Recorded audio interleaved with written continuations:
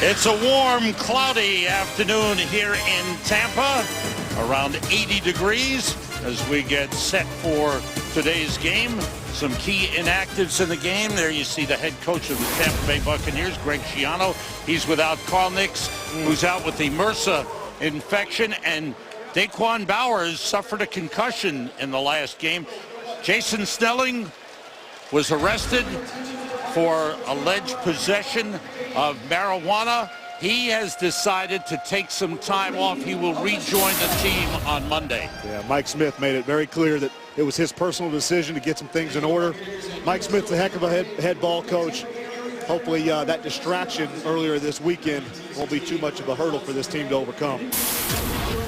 Greg Schiano, whose team has struggled to finish games. They've been close in a lot of games. Well, you go a couple weeks. I mean, Seattle, arguably the best team in all of football. You have a 21-point lead and cannot close out that game. A very good football team. Great ones, know how to finish. This Tampa Bay team last week took a stride in the right direction. And the same thing happened early in the season for Tampa. They were 2-4, but they had lost a couple of games also by a few points. But the last 3 games, they have not played well at all. No, Atlanta has really struggled, and, you know, we heard it all weekend long from different players and coaches. Atlanta goes as their quarterback goes. When Matt Ryan struggles, this team struggles. This defense under Mike Nolan and Mike Smith for the Atlanta Falcons has not kept up their end of the bargain for this team either. Atlanta Falcons won the toss. They've elected to defer for the second half. Seems to be that new trend in this league, to give the ball away, let your defense get out on the field, take that ball in the second half. Matt Bosher to kick it off for Atlanta. Falcons won the first meeting between these two teams last month in Atlanta. Bosher kicks it off. Eric Page steps up, and from the goal line, he brings it out. Across the 20 and up across the 25 for the Tampa Bay Buccaneers. They made some big moves in the offseason, acquired Darrelle Revis, signed Deshaun Goldson, but then got off to the rough start. 0-8, injuries. Josh Freeman was their starting quarterback. He was let go, and they turned it over to rookie third-round draft pick Mike Glennon, and there he is, making his 7th consecutive start. He's thrown a touchdown pass in each of his last 6 games. And he puts it up right away and connects with Vincent Jackson. We'll hear that name a lot today, Sam. Mike Glennon's going to target Vincent Jackson quite a bit. You see the numbers for this young gun. He has played well. He's gotten better with time. He's really starting to adjust to everything that he sees down in and down out. First down up at the 39-yard line. Brian Leonard is the starting running back. The fullback, Eric Loring. Here is Leonard with a good hole. And he gets across the 45. Number 30, Brian Leonard. Good first carry by Brian Leonard. This is the task for this defense of the Atlanta Falcons. This front four, they've got to win the point of attack versus a very good offensive line for Tampa Bay. Osi Umenyiora, the old Giant player. Here you go. Sean Weatherspoon. You see the rookie Paul Warrow, but Sean Weatherspoon being back is huge. Yes. Some ball hawks, some good playmakers in this defensive secondary led by Asante Samuel. Weatherspoon was on the IR designated to return list, and he is back. Here's Leonard trying to go wide, and the Falcons do a great job of stringing it out. Loss of a couple of yards. Paul Warlow, who's had 19 tackles in each of his last 2 games, made the stop. Well, we're going to see Eric Lorick try to come in here and get this little seal block. He doesn't really get it done on Babineau. You never get the edge, and you see the speed of this Atlanta defense. 3rd and 4 for the Bucs at the 45-yard line. 3rd down conversion rate. Glennon gets time, nobody open. Buys some time and throws, nobody there. Threw it away, and the Bucs will be forced to punt. Well, I think the best thing about this drive is this is going to be a field position game. And I think Greg Schiano knows what his offense is capable of. He'll trust his defense. You pick up a first down, you move the distance a little bit, now you punt it away. Try to trap Matt Ryan on the road on a long field to go. Robert McClain deep for the Falcons to receive the punt of Michael Kanan.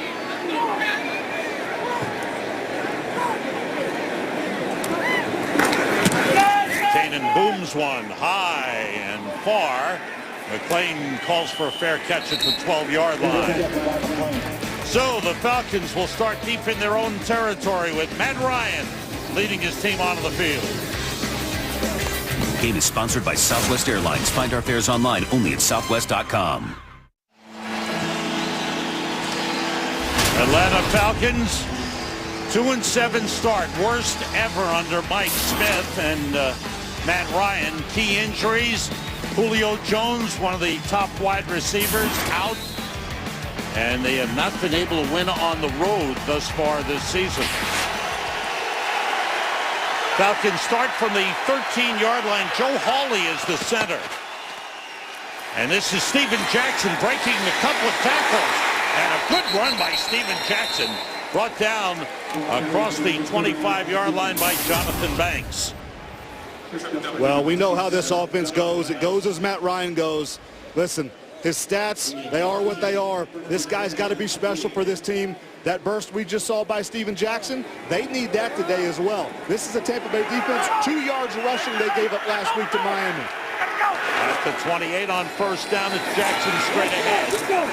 And you know he is a powerful back, and he keeps driving across the 35-yard line. The rest of the offense, Lamar Holmes, the left tackle. Peter Kahns has moved to right guard. Joe Hawley starting at center. And Garrett Reynolds not in the ball game. DeMarco, the fullback. When they go with two backs, right now they go spread offense from the 35. Hey, let's go. Let's go. Chevy.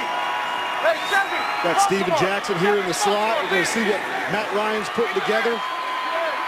Darius Johnson is in as the third wide receiver. Ryan, he rushed, goes, and complete to Tony Gonzalez. Gonzalez, who's a question mark all week long with a toe injury. You can't keep him out of the lineup. And an 18-yard pickup. Mark Barron, the safety with the tackle. Hurry up offense here for the Falcons. Gonzalez limping slightly, goes to the sideline. Well, with getting Roddy White back for the second week in a row, you can do more of these elaborate things with tempo. Toilolo in motion. He's the tight end replacing Gonzalez, swinging out to Jackson. And Jackson with a good pickup, a first down at the 35-yard line. Gerald McCoy ran him down. Here's the play with Tony Gonzalez. Nice little seam route, and here at the end, yeah, you just see a little tackle at the end. That ankle kind of gets twisted around a little bit. And Big Gonzalez back in the game. Right back in. Jaquez Rogers is the running back. He's the leading rusher on this team. Jackson had missed some games. Once again, Ryan checking off at the line. Off the play fake. Ryan in trouble, they've got him. Big Gerald McCoy. This guy's ready to eat all day long. You saw Matt Ryan in the pocket initially, Sam. He settles in, he's looking for his initial receiver. It looks like to our left, and the pocket collapses. Gerald McCoy gets to him too soon. Matt's looking in this direction over here. The time just runs out. We see Harry Douglas dig on the inside. Darius Johnson trying to seam down the edge of the field. Nowhere for Matt Ryan to go with the ball. Loss of 4, 2nd and 14. Ryan out of the shotgun, in trouble again. McCoy's got him again. We talked to Mike Smith, the head coach of the Falcons, and he said, best player on the Tampa Bay Buccaneers is that man, Gerald McCoy. He is a monster. You're going to see it's just instant penetration. And this is what you get. He's a guy with speed and power. And you saw what he gave Peter Kahns, who's normally your center playing right guard. He gave him those hands, aggressive move to his chest, swims over his shoulder. 2 sacks in a row. Again, what does Greg Schiano preach? Change the field position. One player, Gerald McCoy, has just changed it in back-to-back plays. Loss of 10 on that play. They've got to get to the 25 for a first down. Ryan goes short to Darius Johnson, breaks a tackle, and is brought down just across the 40-yard line by Jonathan Banks. So Gerald McCoy really changed the momentum of that drive for the Atlanta Falcons. He now has 5 sacks on the season. Well, he is going to be a mismatch. The weak link of this Atlanta offense has been the offensive line play, and that's one thing that Greg Schiano has preached and he's produced here. This defensive front can get after you in a multitude of ways. Matt Bosher, the punt for the Falcons. Back deep is Eric Page. High short kick, end over end. Page waits and makes the catch on the fair catch at the 14-yard line.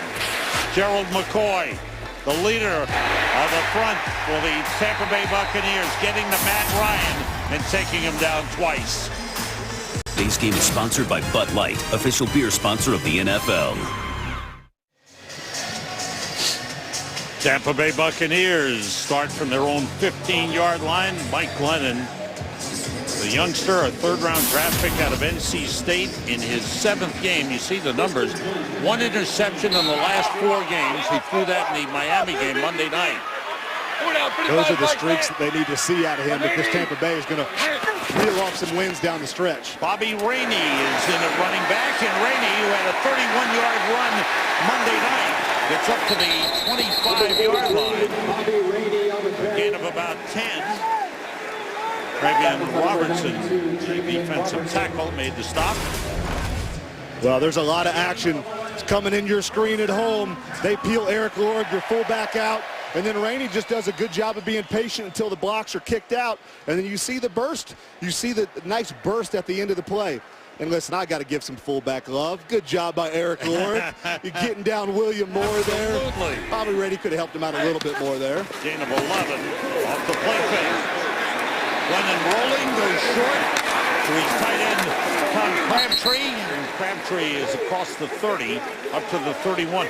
This is a team, the Buccaneers, don't forget, that had a top young running back in Doug Martin. He went down and on IR. Then Mike James stepped in, had a huge game, 158 yards up in Seattle. He went down Monday night in the first quarter against Miami.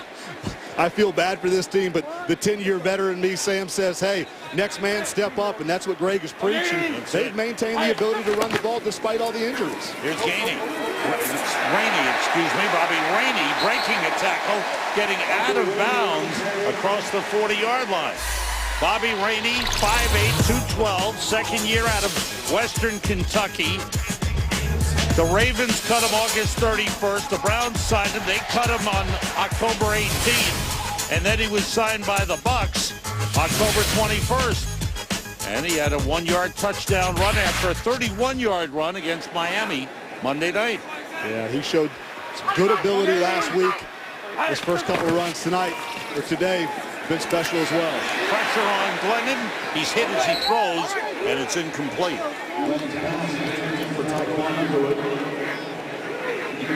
Mike Glennon stepped in after the controversy involving Josh Freeman. Josh Freeman was benched, then was released, and Glennon has done a nice job.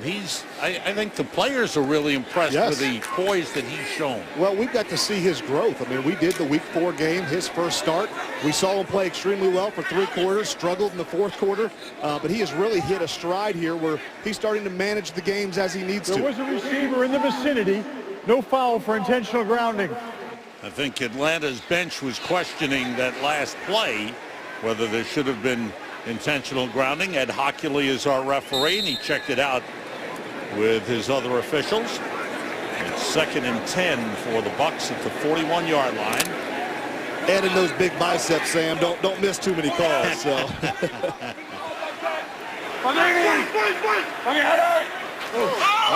Jumping across was Parade Jerry, number 94, the defensive tackle. Encroachment, defense, number 94. 5-yard penalty. 2nd down. And here's the issues that have driven Mike Smith nuts, folks at home. I mean, this has been one of the least penalized teams under Mike Smith, and this year, just too many times, self-inflicted wounds. You know, 2nd down and 10, you give up 5 yards. Every OC, offensive coordinator in this league, loves 2nd and 5. Yes, you're right about that. Morig's the fullback. Rainey's the running back. On the delay, it's Rainey looking for an opening. That's it outside. Nice run. Good quick moves by Bobby Rainey. down to the Falcons' 43-yard line. Well, you know what? It almost looked like the ball handling in the backfield was messed up initially. You're going to see Glennon kind of rolls out, then adjust. Rainey's going to bend this thing all the way back, and this defensive front line for Atlanta has to set the edge. Because you get back here, look at all this space as he bends back. You know, there's a 5-yard square box. He's just running to daylight. Good read, good vision, good understanding by Bobby Rainey where the free space is. 2 tight ends in. Rainey carries again. And he is stopped. Time to bring in Peter Schrager, who's down on the sidelines. Peter, what's going on? 19 running backs were selected in the 2012 NFL Draft. Bobby Rainey was not one of them. I asked him before the game, where'd you watch the draft? He said he was on his living room couch. And when a guy he used to play against in college was drafted in the 6th round, he threw the remote, went outside, and went to the store. That guy, fellas? Alfred Morris. Wow, Washington Redskins. Well, I'm sure he's happy for him now. And Bobby Rainey happy to be in. Brian Leonard now in at running back on 2nd and 9. It's Leonard looking for an opening. Leonard stepped in Monday night and did a nice job. This is a guy that Greg Schiano knows back to the days at Rutgers, just a solid back. Well, and I think he's multifaceted. I think he's really good at everything he does. You can trust him in 3rd down and protection. You can trust him, obviously, running the ball. He's shown the ability to lead block at times when called upon. An amazing special teams player. His number was called to get the bulk of this load today along with Bobby Rainey, and he's played well.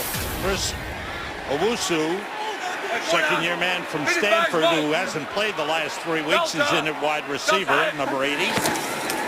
Lennon swings it out to Leonard. Leonard looking for the first down marker. He's got it.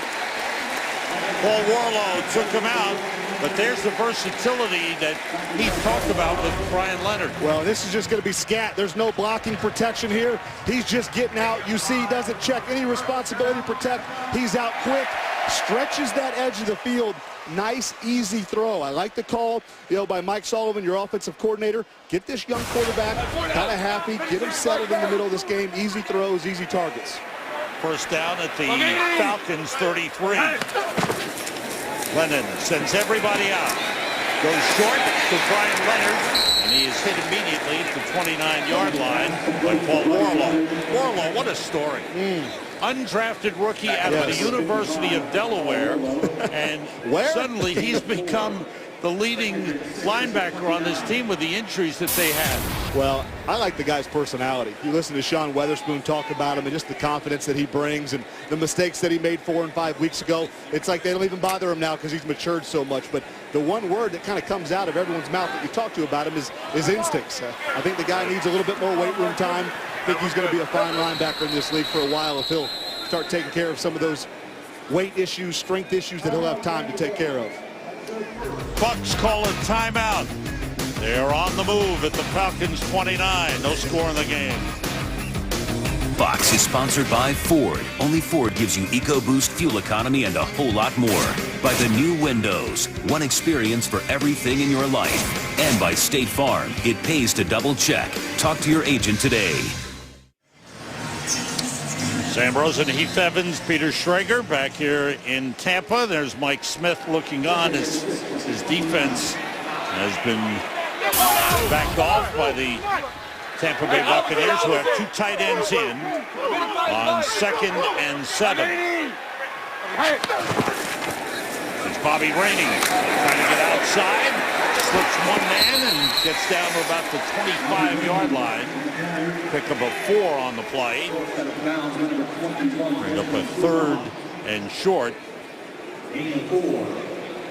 Bobby Rainey's really shown me a lot just in these first couple runs. He gets in there, a little initial penetration by Atlanta Falcons defensive front, able to escape it. Nice little stiff arm on the backer as he gets outside, and then the finish at the end. I mean, it could have been a 2 or 3 yard run. He actually made it a 5-yard run by lowering his shoulders and finishing the run at the end. Empty backfield now. Brian Leonard shifts back next to Glennon. He gets the direct snap, turns the corner, and Brian Leonard with a first down the 19-yard line. He took the direct snap and gained 6 on the play. Mike Sullivan, your offensive coordinator, I like what you're doing. A little direct snap to your running back. Brian Leonard gets the ball, hits the edge, finishes the run the way you're supposed to. 3rd and 2, go get the tough yards. Now, this Tampa Bay offense back in the red zone. You go back to this first matchup a few weeks ago. 4 trips down there, Sam, only 1 touchdown. They've got to come away with 7 points here. They're running the ball effectively. This is the 12th play of this drive. 3 wide receivers in. Glennon gets time, and this throws too high. Intended for tight end Tim Wright. Converted wide receiver. Tim Wright, the 2nd tight end now. Along with Tom Crabtree, right out of another Rutgers product. Yes, another, mismatch product as well. We call him a tight end. This guy is a wide receiver. He's one of those guys you got to question. How do we defend him? Do you put linebackers? Do you put safeties? Height, stature, speed creates issues. Rainey bounces it off the right guard and gets inside the 15 down to the 12-yard line. Rainey picking his holes very well. He really is, and this is just simple, I think, Greg Schiano offense. I mean, it's a lead scheme, and then what you're going to see is, you see Bobby hop in there, Eric Laura, good block. He kind of peels back one gap and then finishes a hard, strong run. Gained 7 on the play. It's 3rd and 3 for the Bucs. If I'm Mike Glennon, I'm finding number 83, Vincent Jackson, right here. Glennon out of the shotgun. Gets time. Waiting for someone to come open. Flag on the play. And the short pickup to Vince Jackson, a couple of yards short of the first down. Let's check out the flag thrown in the backfield of the Bucs.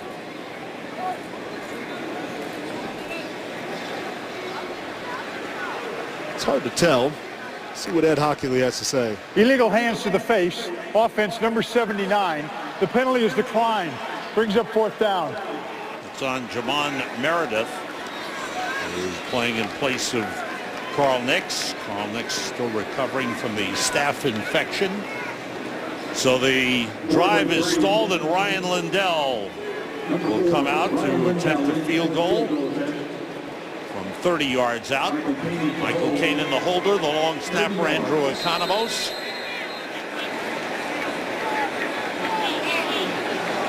Despite the fact that this drive stalled out where it did, Sam, starting at the 15-yard line, your own 15, and driving this distance with a nice balance of running pass. Just got it in. Yes, he did. You're happy with the 3 points? Greg Schiano will take it. That's not paint on Paul Warlow's arm. That's some blood coming down there. He's right in the middle of the battle. Yes, he is. Our producer, Fran Morrison, was saying Warlow or Warrior. So both. The kid's playing extremely well. Undrafted free agent again. Delaware, right, Sam? Yes. Kid's a tackling machine. Michael Kanan kicking off. That's as Rogers steps out of the end zone for the touchback. And Matt Ryan straps up the helmet and gets ready to call the plays for the Falcons, who are down 3-0. Ryan and the Falcons had drive going last time. That was totally disrupted by Gerald McCoy. On the road, the numbers are a lot different and a lot worse for Matt Ryan. Yes. Especially those 9 interceptions. He's had 10 all year. 9 of them have been on the road. From the 20. Short drop. Flag on the play. They go outside to Harry Douglas. Douglas takes it up to the 29-yard line. We'll check out the flag here. And it looks like it's against the Falcons. Illegal motion. Offense number 84 was moving forward at the snap. 5-yard penalty. Repeat first down. On Roddy White. Well, you're going to see Roddy White. You can't be moving. You know what? The rule is you got to be set for a full second before you snap the ball, and that was too close. That late little kind of short zig motion is what they would call it. Got to get it done quicker. 3 wide receivers for the Falcons on 1st and 15. Ryan gets rid of it and completes it. Up to the 29-yard line. We have an update quickly from our studio in Los Angeles. Here's Joel Klatt. That's how the Philadelphia Eagles offense runs, Sam, quickly. Nick Foles, the zone read, in for the score. 4 yards, second of the season, 7-0 Eagles over the Redskins. Back to you, Sam. Nick Foles making a big name. Thanks, Joel. He's doing a good job. At the 29 on 2nd and 1. Ryan being rushed, drops it off screen past Steven Jackson. Nice run with the ball by Jackson, a first down across the 40-yard line. Steven Jackson was the big signing for the Falcons to replace Michael Turner as the lead running back, but he's had some injury issues. Well, listen, have you ever seen the horse-sized legs this guy has? He's had hamstring issues, and you look at the muscular build of this guy, and it's you'd never think he was injured, but this guy's capable of doing it all. We just saw the screenplay, the play before. He has started this game fast, and they need this tight tempo for Steven Jackson. They want to keep running the football and then stay with it. Jackson gets up to the 44, picks up 3 on first down as we come to the end of the first quarter. Division matchup, Atlanta Falcons, Tampa Bay Buccaneers. Bucs have a 3-0 lead.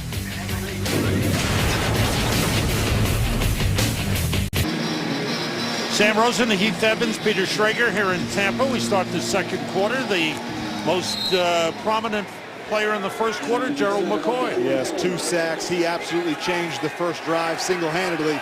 Now we're sitting here at 2nd and 7. Atlanta trying to cross midfield. See what this defense can cook up. 3 wide receivers. Drew Davis in as the 3rd wide out for the Falcons. Ryan with time completes to Tony Gonzalez. Stretches out, tries to get to the first down line. It's a little bit short. There is a flag on the play. Personal foul, roughing the passer, defense, number 94. 15-yard penalty from the end of the reception, first down. That's Adrian Claiborne called for the personal foul that tacks on 15 yards. And a big boost for the Falcons. They're down at the Bucs 35. Well, here's Claiborne at the end of the play. You see how quickly that ball's out. You just can't finish on quarterbacks like this anymore. They say they give you a step and a half. Too much time there. Easy call for Ed Hoffman. There's 3 wide receivers. The pass complete to Darius Johnson. Johnson, the rookie out of SMU, who caught his first NFL touchdown pass last week. Gain of 8. 2nd and 2 at the 27. 8-yard pickup. 2nd and 2 at the 27-yard line. Chuckquiz Rogers is in at running back for Atlanta. Gonzalez motions. Rogers puts his head down, gets across the 25 to the 23. It's a first down for the Falcons. Adrian Claiborne made the stop. Ball carried by number 32, Chuckquiz Rogers. Chuckquiz Rogers is another back that, despite the stature, as complete a back as you'd like to have. I mean, you got Steven Jackson, who's 6'2", 240 plus, and then you got this guy that, you know, I don't know if he's 5'8", but he's about 210 pounds. It looks like himself. There's Gonzalez in motion, and flying across comes Gerald McCoy. And it's going to be on McCoy. Encroachment, defense, number 93. 5-yard penalty, it's first down. Well, McCoy's stacked right here in the middle of your defense, and I think these are some of those things when this is a division opponent, you think you kind of get trends and little things that can kind of help you jump a quarterback snap count. I think Matt Ryan just got him on that one. Good drive for the Falcons here. First and 5 at the 18-yard line. Chevy, lawn! Chevy, lawn!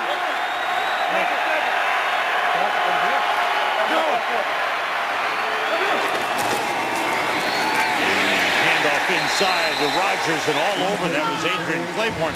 Claiborne came flying in untouched for the defensive end spot. Well, this is just, I think, where you have breakdowns that we've seen all year from this Atlanta Falcons offensive line. And it's been somewhat of a weak point.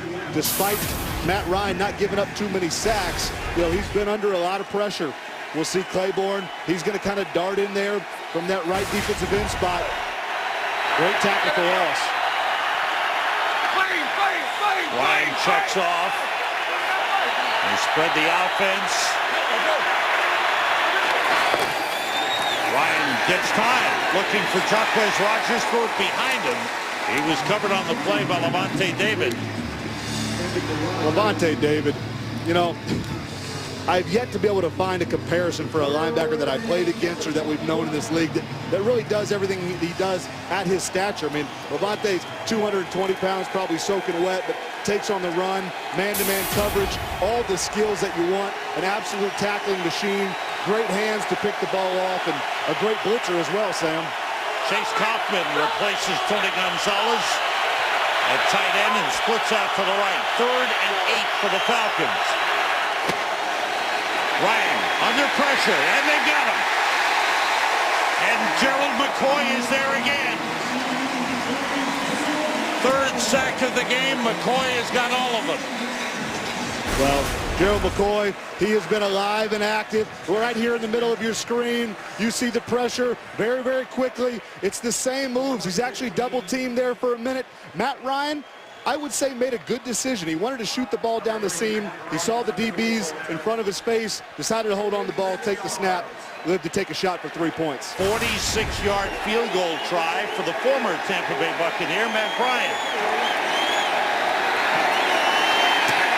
It's on the way, and it's good. Good kick by Bryant to tie the game. Strong leg. Good drive. Stalled again by Gerald McCoy. Game on Fox is sponsored by Chevrolet, Find New Roads. By Citizen Echo Drive, fueled by light, it never needs a battery. And by AT&T, rethink possible. Nice patches of blue sky, sun shining here in Tampa. Game tied 3-3. Foster to kick it off for the Atlanta Falcons. And Eric Page deep for the Bucs.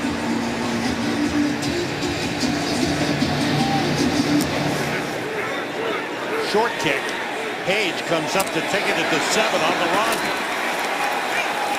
And couldn't find an opening. Good coverage on the play by Stephen Nicholas. Fox tonight, the next evolution of cop drama is here. Don't miss the groundbreaking show that has critics raving. Almost Human. The 2-night premiere starts tonight at 8, 7 Central on Fox. Well, speaking of almost human, how about superhuman? Gerald Cole, 3 sacks today. He's up to 6 this season. He has stalled out both drives personally for the Atlanta Falcons. Bucs start from the 19-yard line. Tim Wright, the tight end, motions. Off the play fake, Glennon gets time, puts it up deep for Vince Jackson. He makes a great catch! A brilliant catch by Vincent Jackson. Oh my goodness, Sam. Unbelievable, unbelievable, unbelievable. Vincent Jackson, this is what I saw him personally do in San Diego for years. It's just a 9 route. He got Asante Samuel in coverage, even defensive pass interference at the end. One-handed snag. Asante knows. Asante, in my years in New England with Asante, he had some major battles versus Vincent Jackson, and that one goes to V-Jack. Big plays have been killing the Falcons the last 3 weeks. That's a 47-yard pickup down to the Atlanta 34. Bobby Rainey's the running back. Rainey runs into a wall, gets a yard on the play. Time for an update back to the studios in L.A. to Joel Klatt. Well, it's a beautiful day there in Tampa Bay. Not the same in Chicago. The Ravens and Bears have been suspended for about 45 minutes, the NFL says, with severe weather in the area. We'll let you know when they get back on the field. Right now, it's Ravens up 10-0. Sam. Wow, rough day in Chicago. Big winds, rain. Right here, an injured player. That's Jamon Meredith. They're already shorthanded on the offensive line. Meredith being checked out by the medical staff on the bench. That's Ted Larson, 4th-year man of North Carolina State, who replaces Meredith at left guard.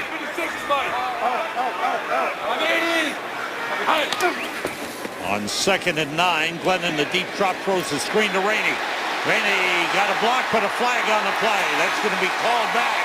as Rainey is thrown down just short of the 10-yard line, but they're going to bring that back. And it looks like Ted Larson, who just came into the game, is going to be called for holding.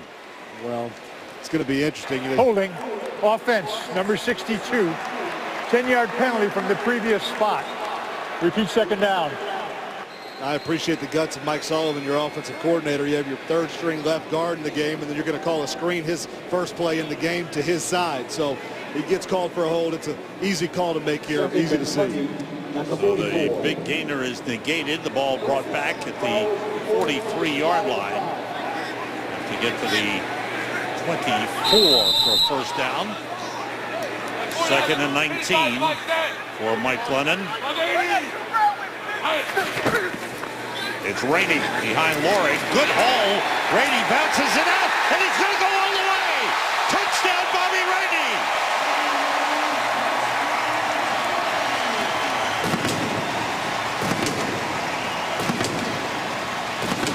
"43-yard touchdown run for Bobby Rainey." You talk about 2nd and 16 after a holding call. Watch this lead play, and this is a great job by this offensive line. What did Sean Weatherspoon tell us yesterday? They have got to win the point of attack. Bobby Rainey, great run, great finish, but this is O-line dominance, just completely dominating the defensive line for the Atlanta Falcons. Big run by Bobby Rainey, getting an opportunity to play. Ryan Lindell with the extra point, and the Bucs with the first touchdown of the game on the board. They take a 10-3 lead. Bobby Rainey, 43-yard run to pay dirt. Game is sponsored by the all-new 2014 Chevy Silverado, strong for all the roads ahead. With Doug Martin out, with Mike James going down Monday night, we wondered, and we asked Greg Schiano, are you going to be able to run the ball? Thank you, Bobby Rainey. Absolutely, Bobby Rainey.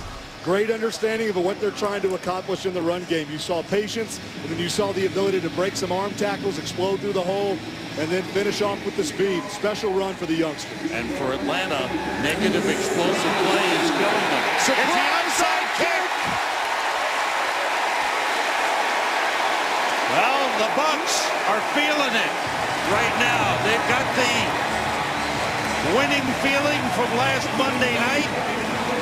They're going well, and they find a football. Russell Shepard with a recovery.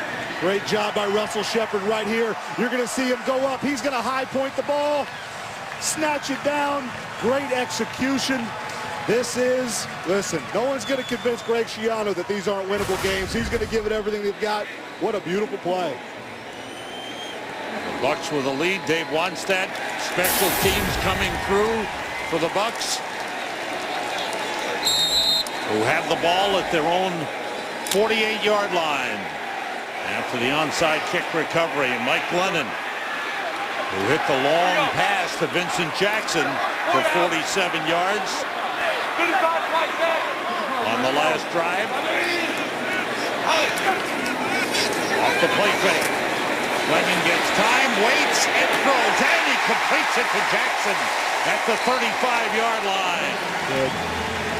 Vincent Jackson, the last time they played Atlanta, 22 targets. This is a deep crosser. This is what Mike Glennon is so great at throwing. Big, strong arm. You see a nice, easy route, patience in the pocket, and then Mike Glennon does the rest. You see that big 6'6" frame standing in the pocket, dicing it up down the field. Last meeting between these two teams, Vincent Jackson had his best game of the season. First down at the 35. Rainey slips. Looks like he tried to stop and decided to go somewhere else, but he just came out from underneath him. Yeah, this is where a young running back, you got to learn how to kind of manage your carries. You get the big 40-plus yard touchdown run, you're starting to think everyone's going to be a touchdown. Right. This is one you'd like to see Bobby lower his shoulder pads, lower the helmet, dive forward for 3 or 4 yards. Instead, you lose almost a half a yard on first down. Chris Owusu, number 80, is in at the third wide receiver spot. On 2nd and 11, Glennon checks off.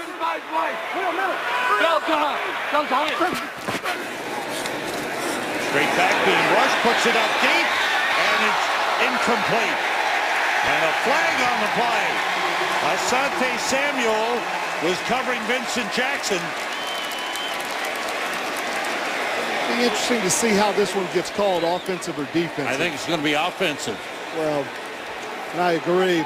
This is one, Mike Glennon, you talk about wanting to have a throwback. You're going to get this. Pass He needs to throw. interference, offense, number 83. 10-yard penalty, repeat second down. And you know what? I like what Vincent Jackson did. I think he knows who he was going against. Asante Samuel, probably the best hands of any DB in the business. That would have been an easy interception if Vincent hadn't have done what he did there. But that's one, Mike Glennon. You got Vincent Jackson, the height, the stature. It's a mismatch all day long. Give him a chance, toss it down the field outside, only where V-Jack can go up and get the ball. Two tight ends in for the Bucs, who are set back to the Atlanta 45-yard line. Bobby Rainey's the running back. On second down, it's Rainey. Slips one man and another, and picked up a couple of yards for a smaller guy. He's 5'8", but he stands at 212, so he's small but solid. Second year out of Western Kentucky. Sam, your partner started getting excited. I know that was only about a 3-yard run, but he broke 3 tackles, one in the backfield to get that 3 yards, and I just like what I'm seeing. I love when you see players get a chance, and then they're able to do something with it. 3 wide receivers. Jackson and Taekwon Underwood to the left. Owusu up top. Here's Glennon getting time. Going short to Brian Leonard out of the backfield. Leonard is pulled down at the 34-yard line. Robert McClain hanging on. Great decision by Matt Ryan, excuse me, not Matt Ryan. These quarterbacks, they're so similar in stature the way they look, but by Glennon, could have taken an opportunity to take a shot down the field on 3rd and long. Instead, pick up 6 or 7. Now you get a field goal opportunity. Long field goal try of 52 yards. Now they shift out of it. Loring moves. Lindell shifted. And the punter, Kanan, puts it up for Brian Leonard, and it's incomplete. Well, that's not one play that you see every day. Michael Kanan rolling to his right, throwing back to his left. And Brian Leonard had a shot, but Robert McClain was there. Well, who knew Michael Kanan could throw the ball this way?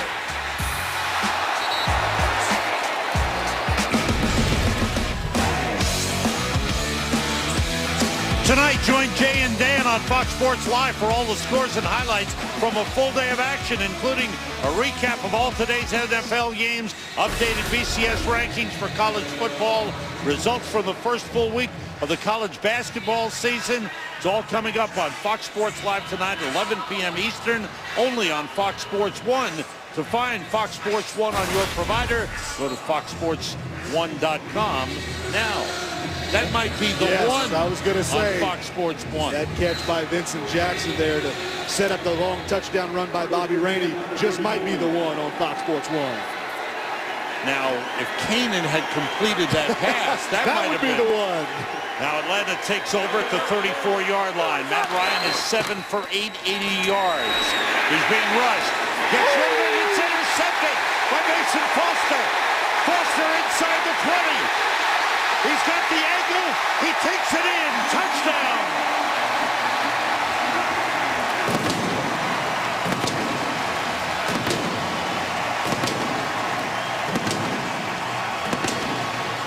Bad decisions.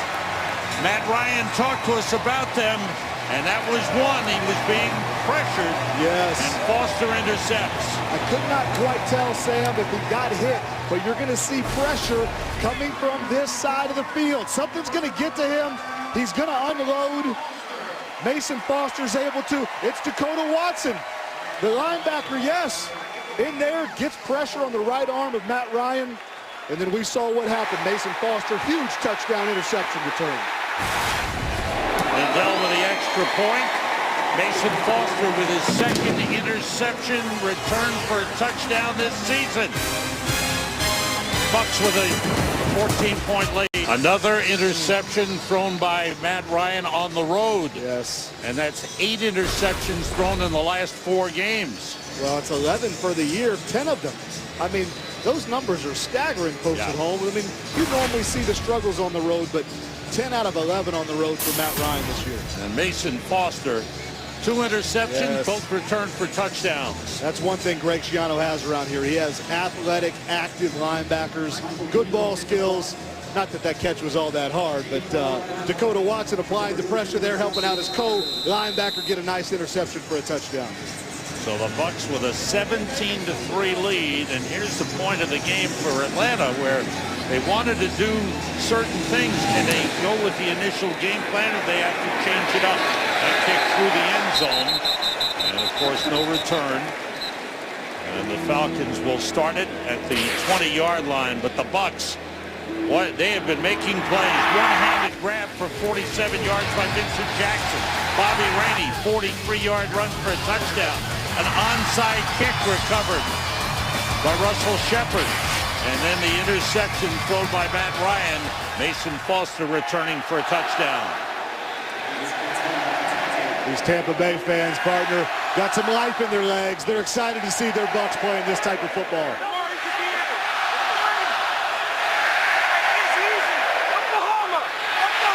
Ryan checking off. Steven Jackson, good hold, and at a 1-man, and then he's brought down up to 27. We get a game break time. Let's go to Joel Klatt for that.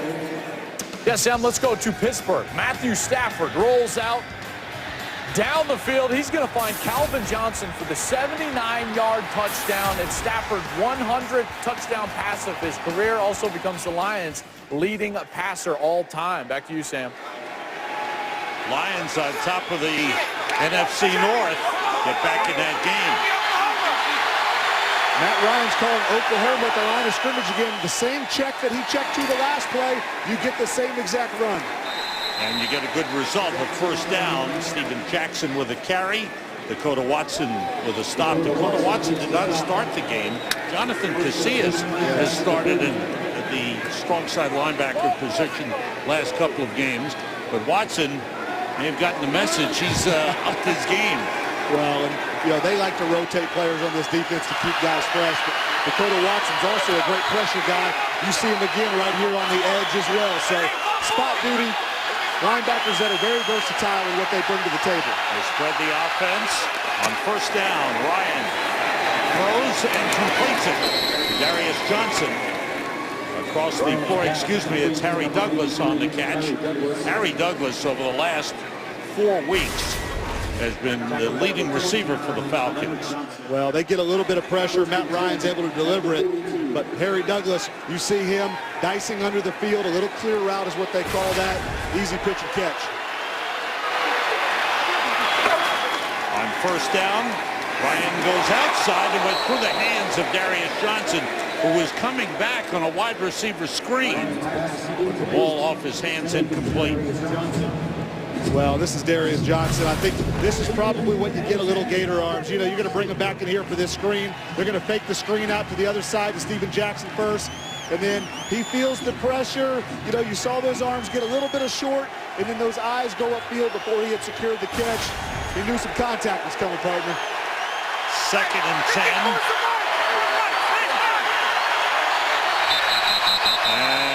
It looked like Tony Gonzalez stepped across, yes. Number 88, 5-yard penalty, it's 2nd down. You can't call that on a Hall of Famer, can you? There was a lot of confusion there. Yes. Tony put his hand out there to the line judge and said, wait, I didn't mean it. Just give me a second here to get settled. Ball back to the Falcons 37, 2nd and 15. Chuckles Rogers is in running back. And one more catch for Tony Gonzalez today. It'll be 16 years straight with 50-plus receptions. Ryan completes that one down across midfield. The ball came loose. And the Bucs have recovered. And it's a fumble recovered by Tampa Bay. Mark Barron looks like he's got the football, and he does. This is going to be interesting. You see Roddy, he stood up here. Oh, you know what? He feels his hip and knee start to collapse there at the end, and that ball just comes out. Here's your view again. He feels himself getting rolled up on. That's just, you saw his hip. As a player, you almost panic at times, Sam, and that ball becomes the least of your concern because you feel your hip or your knee being put in a position that you know it's not meant to bend that way. Back-to-back turnovers for the Atlanta Falcons. And the Falcons have been in the negative side of the turnover ratio department. It's been a big factor in their troubled season. It's been one of Mike Smith's markers, is what he calls them. Turnovers, third down, getting off the field, staying on the field, and explosive plays. Right now, they're losing all three of those concerns. Bucs from their own 47 with a 2-touchdown lead. Bobby Rainey finds the opening. And in Falcons territory, he's brought down just short of the first down line. Pick up 9 on the play. Bobby Rainey having a huge day. I'd normally point out, but watch this line of attack here. It is being owned by Tampa Bay's offensive line. You see the guards pull around. You see Eric Lorig, your fullback. There's a lot of space in there to run. Bobby Rainey deserves a lot of credit, but this offensive line is handling their business today. He's over 100 yards rushing, 11 carries, 101 yards. Jamon Meredith is back in left guard for Tampa Bay. On second down, Rainey looking for first down yardage. He's got it. Keeps going. Flag on the play as he crossed the 40-yard line. We'll check out the flag. William Moore made the tackle, but right now the Bucs are ripping off chunks of yardage. Personal foul, face mask, defense, number 55. 15 yards from the end of the run. First down. That's Paul Warlow. Called for the face mask. Well, the way Bobby Rainey's been running, you know, you got to get him down any way you possibly can. You see Warlow right here at the end. He's going to kind of stick his hand in there, and you grab it late. Good eyes by the official. Easy call to make. This is Bobby Rainey, you know, Griffin, Georgia. This is kind of like somewhat of a homecoming for him, playing against his hometown team. Griffin right outside of Atlanta there. I'm sure this is a special day for him and his family. First down at the Falcons' 23-yard line. Glennon works out of the shotgun. Fakes it, directs that for Rainey. He's going to throw it, and it's too high, incomplete. So the Bucs are pulling out all the razzle-dazzle plays. Greg Schiano thought Bobby Rainey was LaDainian Tomlinson. You know, again, it's the direct snap, trying to fool him. You're going to see Rainey snaps in front. Glennon pretends like the snap is high. He gets high, gets back here like LaDainian Tomlinson used to do in San Diego. Not quite as accurate as LT, though. We've had 2 plays, direct snaps to the running back. We've had the onside kick. We've had the the pass by the punter. Here's 2nd and 10 for the Bucs. Finish this, Mike. Go, time. Glennon throws, completes it to Underwood, inside the 5. He's out of bounds at the 3-yard line. Taquan Underwood, who may have found a home here in Tampa Bay. He has been signed, cut, and he's hanging in there. Here he is right here. You're going to see him kind of get over to the other side. Matt Ryan, excuse me, I keep calling him Matt Ryan. Mike Glennon buying time, sitting in the pocket. And again, those deep crossers, the deep outs, the deep comebacks. This is the strength of this kid's arm. We have a tackle eligible now. Gabe Karimi has come in the game. He scored a touchdown last week to Donald Penn. Here is Rainey, big hole. He is at the goal line, in for the touchdown.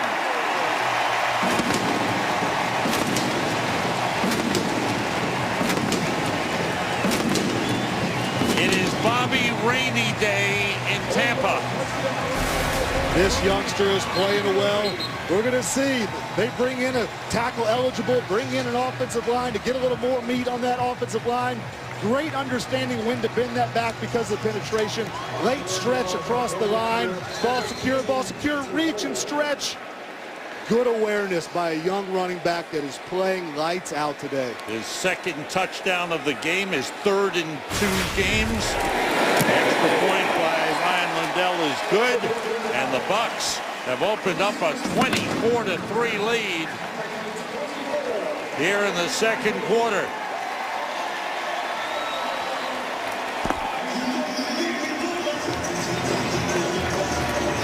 Greg Schiano, he's got the serious look on, but inside he's got to be feeling really, really good about the way his team has been playing. He's playing well, but I'm not sure how good he's feeling. When you go back a couple weeks, Seattle up 21 points on the road to probably the best team in all of football, and yet they found a way to lose that game. He knows his team's got to close out this victory today. Let's see what Peter Schrager is feeling down on the sideline. Peter? Spoke to Rainey before the game. You know, he's got a Super Bowl ring. He was with the Ravens all last year. His nickname on the team, he told me, Mini Rice. Ray Rice took him under his wing. Looks like Ray Rice today, guys. Yes, he does. Ray Rice probably a little bit bigger in stature to somewhat, but at least maybe taller, it would appear to me. But this kid's running extremely well, playing some great football today. As we said, there was a big question mark. How would they run the football? The offensive line's done a great job. They have dominated, as you said earlier. And Bobby Rainey has stepped up and done the job. The kickoff by Kanan is through the end zone. Incomplete. And here in Tampa Bay, it was a struggle to get that first win. They got it Monday night, and they followed up with a great effort thus far in this game this afternoon. Absolutely. Despite injuries, key injuries at the running back position, this offensive line, the coaching staff, they've put together a game plan. Bobby Rainey, Brian Littard in spot duty as well, running the ball extremely well.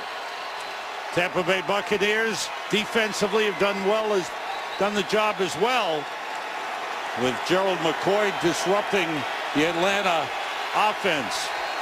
Falcons start from the 20-yard line.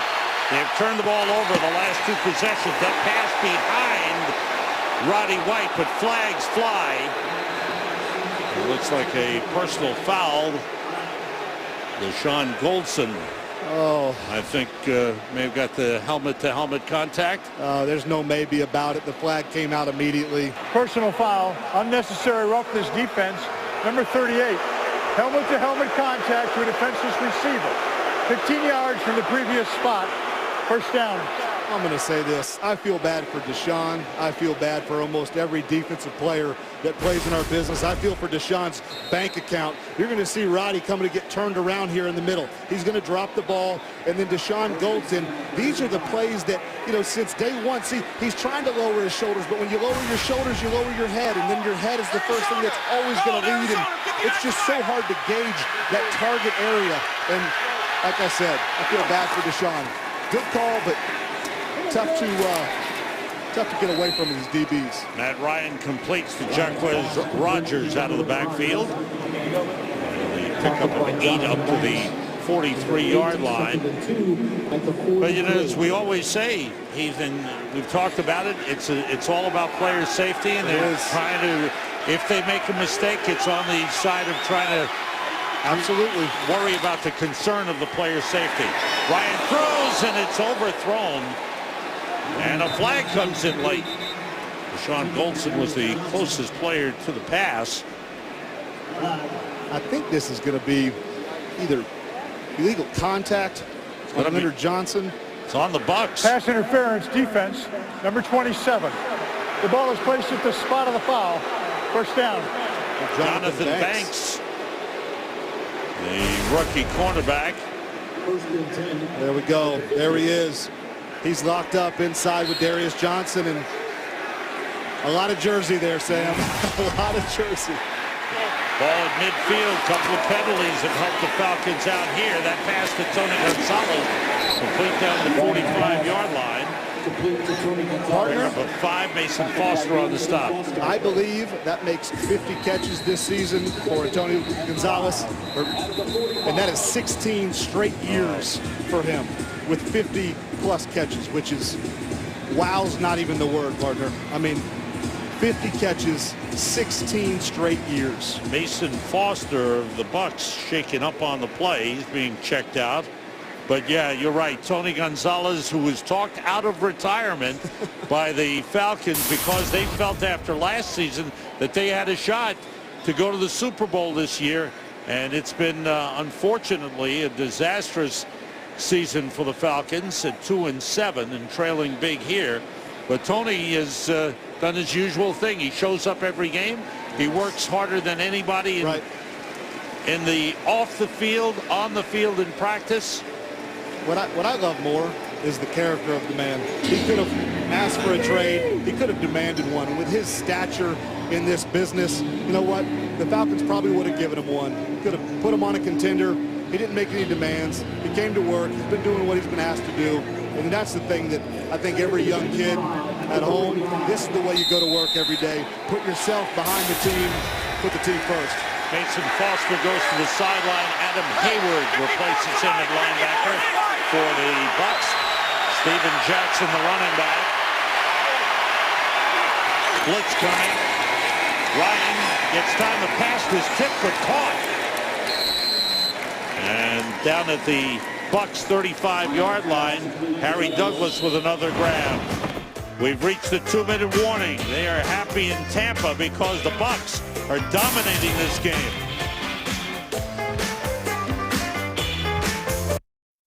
Today's game is sponsored by Visa, proud sponsor of the NFL. Visa, turning football fantasies into reality. Coming up at halftime, it's the Visa Halftime Report. The entire gang will get you up to date on the Ravens and the Bears still suspended. Tornado warnings in Chicago. Here are the Falcons trying to get something going to try and get back in this game. First down at the Bucs 35. Ryan throws incomplete. Going to get it to Tony Gonzalez.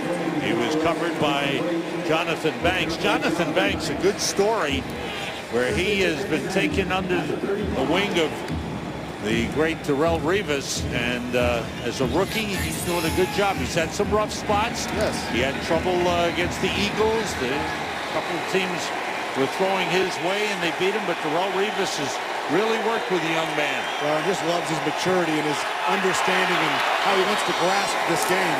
Ryan on second down, and that pass broken up. Intended for Harry Douglas. Good coverage on the play by Leonard Johnson. Well, Daniel Teodesai have added the pressure there late. Big hit on Matt Ryan. Coverage is great today for Tampa Bay. Not a lot of places to go for Matt Ryan. Now the Falcons have gone away from their trying to find balance in their offense, strictly passing on this possession. Well, and their philosophy is, you know, they're down 3 touchdowns. The offenses, the great offenses I've been on, New Orleans, New England, you know, first half, even in third quarter, you're down 3 scores, keep running the ball, stick with your game plan. 2 backs in there, Antoine Smith and Jacquez Rogers. Ryan buys some time, gets rid of it, and it's complete to Antoine Smith, his first play of the game, down at the 32-yard line. They'll bring up a 4th down. Mark Barron came from his safety position on a late blitz and was chasing Matt Ryan toward the sideline. Got there fast, and then try to find your running backs. Obviously, Antoine Smith out late. These athletic linebackers of Tampa Bay running right in stride with all these underneath short routes. Falcons going to use a timeout. Matt Ryan walking slowly to the sideline to talk things over with the coaching staff. Dirk Cutter is upstairs, the offensive coordinator. We get an update back to the studios in LA to Joel Klatt. Joel, what's going on?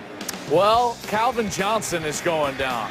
Matt Stafford, his 101st career touchdown pass, 19-yard reception from Calvin Johnson, his second of the day. 20-17, the Steelers still up in that one, though. Sam, back to you. Thanks, Joel. That's a good ball game. And the Lions are showing that why they're a team to be reckoned with. They're so dangerous offensively. Got down by 2 touchdowns. They're right back in it. Scott Linehan, Matt Stafford, Calvin Johnson, Reggie Bush. Listen, they're going to get Nate Burleson back eventually. And then going against that Dick LeBeau defense, I'd like to be watching that one. Mike Smith decides to go for the field goal and get some more points on the board. This is a 49-yard field goal try for Matt Bryant.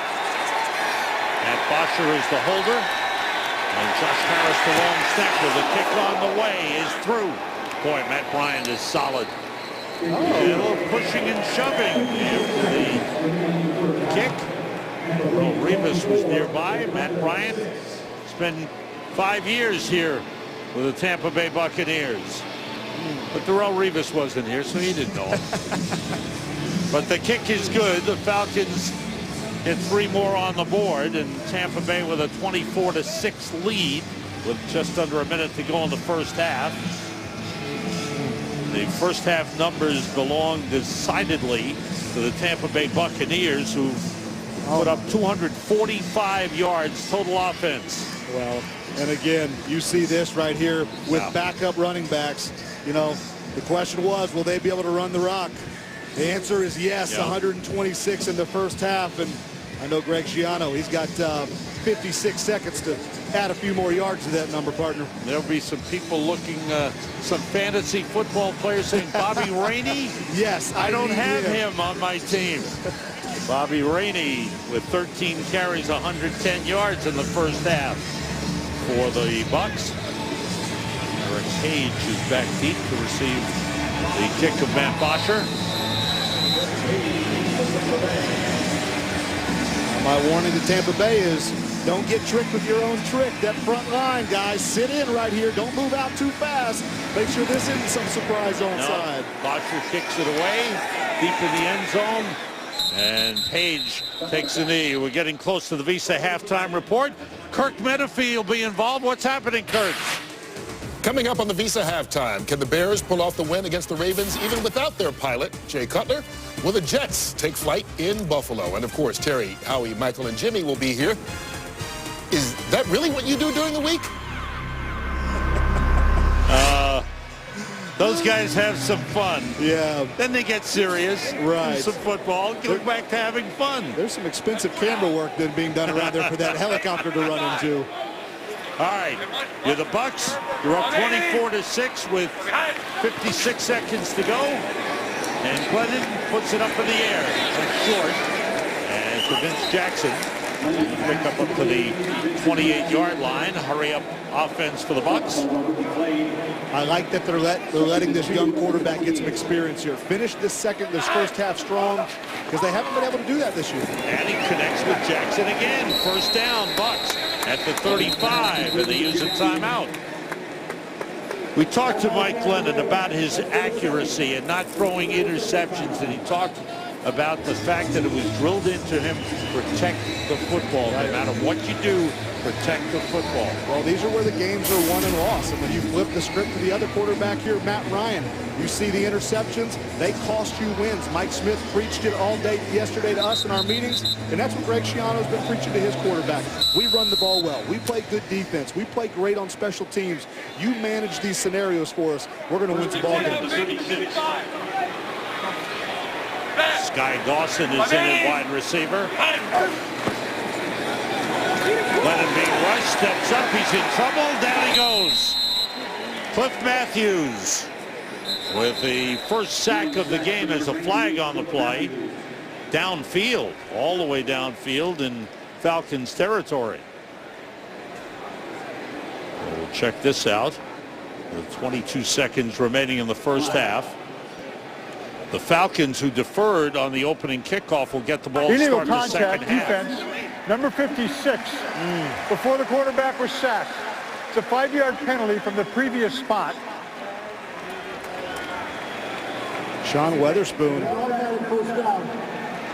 his first game back off of a foot injury, and gets caught with his hands on the receiver downfield, and that's a big penalty, Sam, because you get Mike Glennon kind of running for his life in the backfield.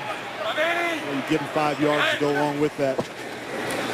Glennon looking to put it up. He throws it, completes it to Tim Wright, the tight end. And it's a first down in Falcons territory and a timeout. So now one more completion could put them in scoring position. And this is where we're going to see the maturity of the young quarterback. And we're also going to see what Mike Sullivan, the offensive coordinator, can dial up to kind of make Mike comfortable, because your options are you're out of timeouts. You sit with 16 seconds left, so if there's something completed in bounds, the marker for error is about 21 seconds, so you can throw a ball inbounds and you can get your offensive line up to spike the ball. So at 16 seconds, I see no way that they can throw the ball inbounds. They got to do an outbreaking route, something to pick up, what do we say, about another 7-8 yards to give them somewhat of a field goal attempt. All right, let's see what they come up with here at the Falcons 46. Bucs are out of timeouts. Here's Vincent Jackson. I would say he might be your guy to clear this out, or the guy that Mike Glennon's going to try to get it to. The trips to the right. Glennon being rushed, goes left, and he's going to run with the football that's out of bounds at the 42-yard line. Right now it would be about a 60-yard field goal if they attempted. It's 10 seconds remaining in the first half. Well, it looks like Atlanta has the scheme that they drew up. You see good defense. Look at Vincent Jackson getting after it. Mike Glennon feels the pressure quickly, escapes, does the smart thing. At the 42-yard line, 10 seconds remaining. And the Bucs out of timeouts. Quick outside to Brian Leonard. And he's got to get to the sideline. He does. He gets out of bounds at about the 37-yard line. So here comes the field goal kicking unit. Ryan Lindell comes on, and this will be a 55-yard field goal try. I like the effort by Brian Leonard. I like the play call by Mike Sullivan. Get the ball out of the quarterback's hands quick. Give him a chance to get 3 or 4 yards. Make this a more manageable opportunity on this field goal. All right, Ryan Lindell from 55. And that's way wide. So didn't get it the way he wanted to. But nevertheless, a great first half for the Tampa Bay Buccaneers. Big plays, surprise plays. They put it all together and take a 24-6 lead over the Atlanta Falcons at halftime.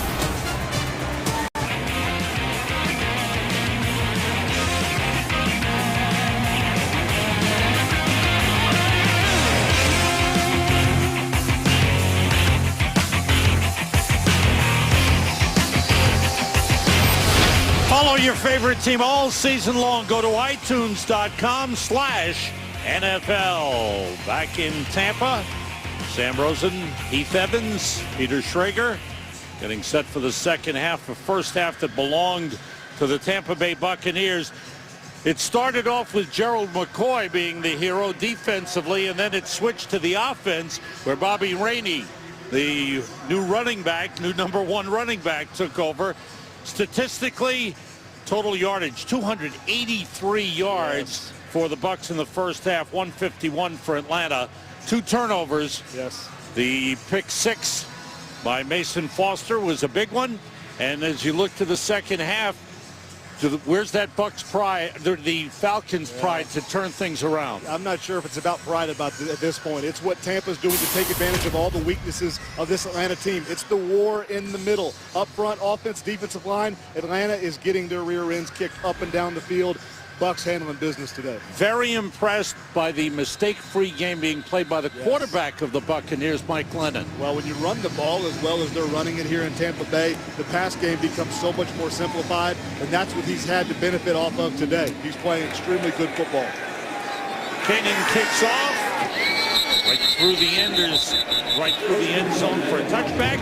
We go down to the field. Peter Schrager standing by. Peter. Mike Smith told me as he ran into halftime, don't think we're going to go away from Steven Jackson. It's just an 18-point ball game. They missed that field goal. And if we can get the opportunity, we're going to get Jackson going on this drive. Greg Schiano asked him about all the trickery, all these fake field goals, the running play with Rainey where he's throwing the pass. He says, we would have done that any game. Record aside, we worked too hard not to. Okay. Thanks, Peter. Steven Jackson, the running back. Matt Ryan, 13 for 16, 135 yards.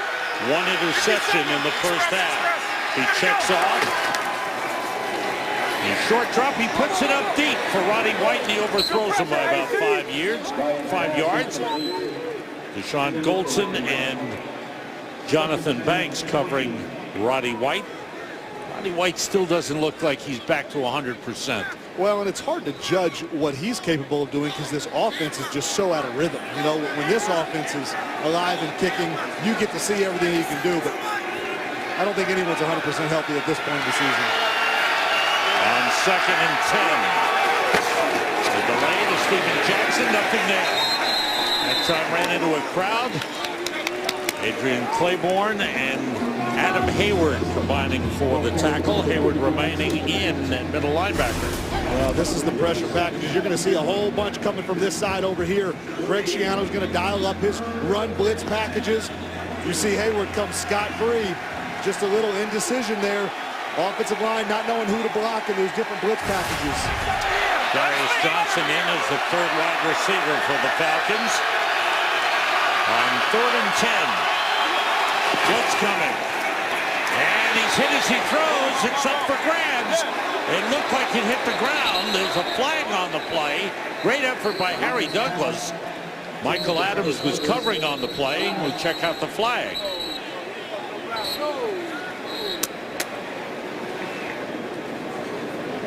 Ed Hockley goes over to find out exactly what happened. Once again, Matt Ryan facing pressure was hit as he threw.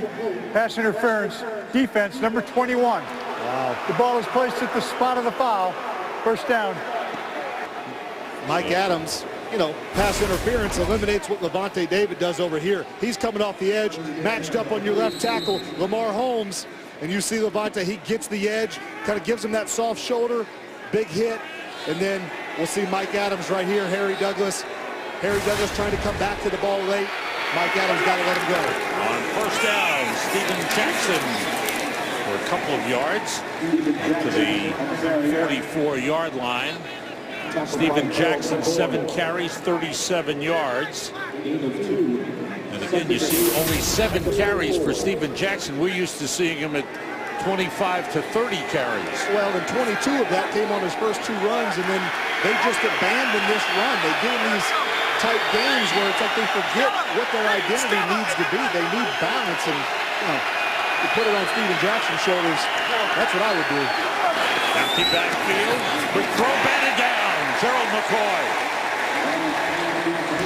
Instead of rushing, he took 1 step back and said, not in my house. Hey, call it J.J. Watt, call it whatever you want. I think this is the big guy right here, standing down. He's going to feel as he goes. He pushes, he senses it.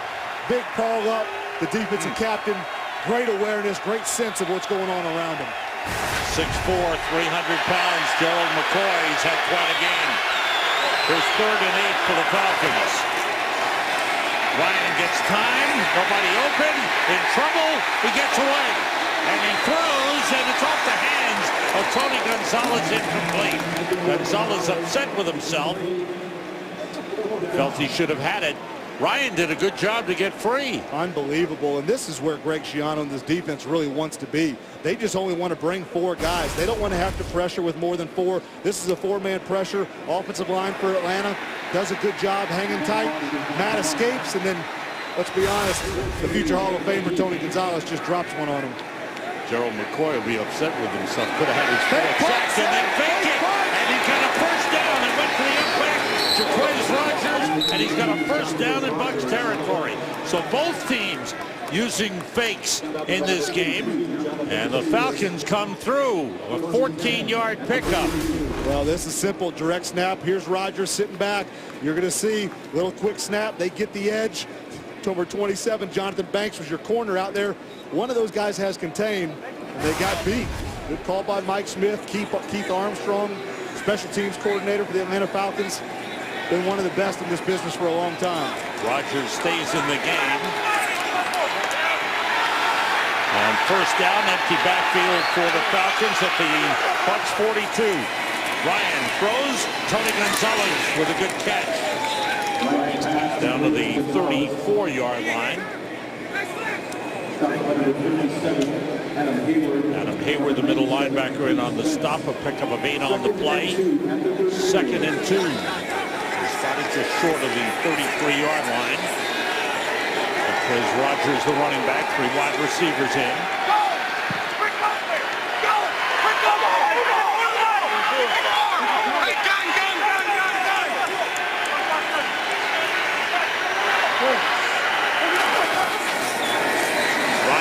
protection. The pass incomplete, intended for Darius Johnson.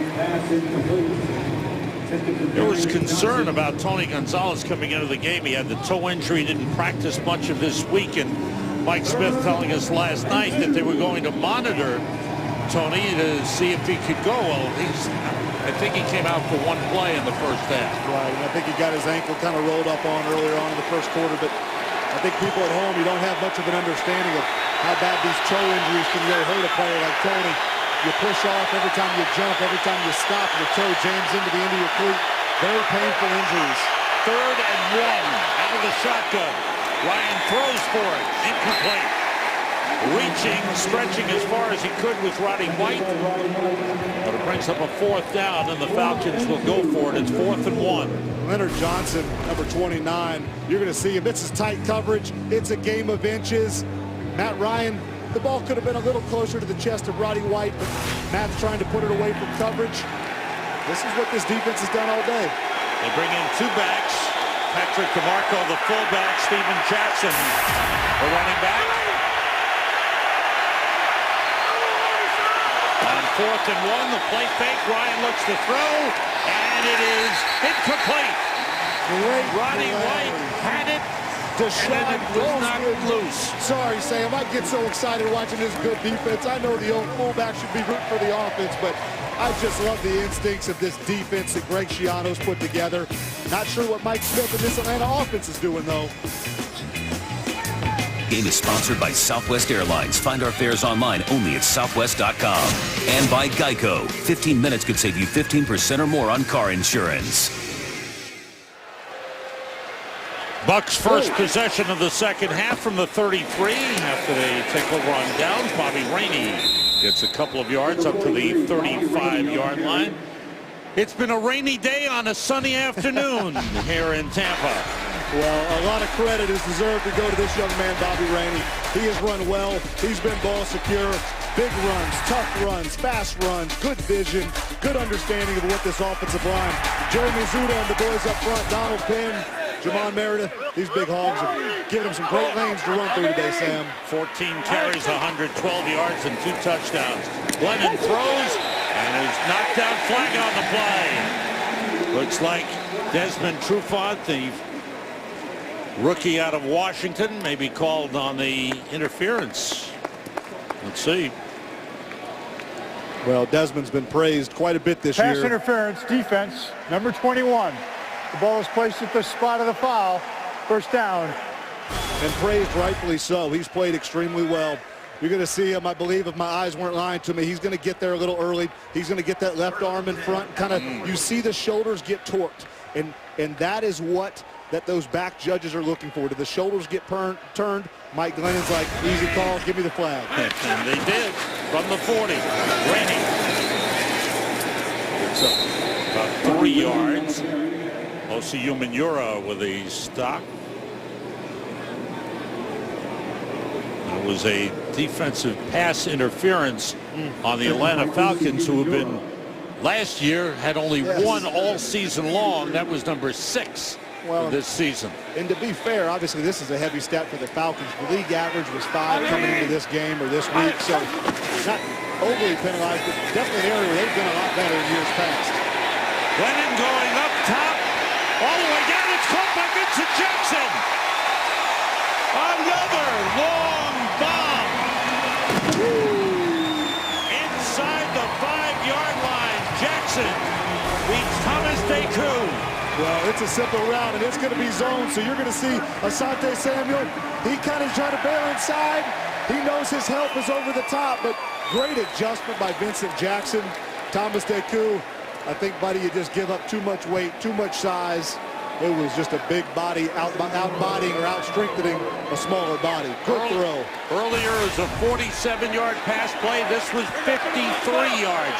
Those big explosive plays killing the Falcons.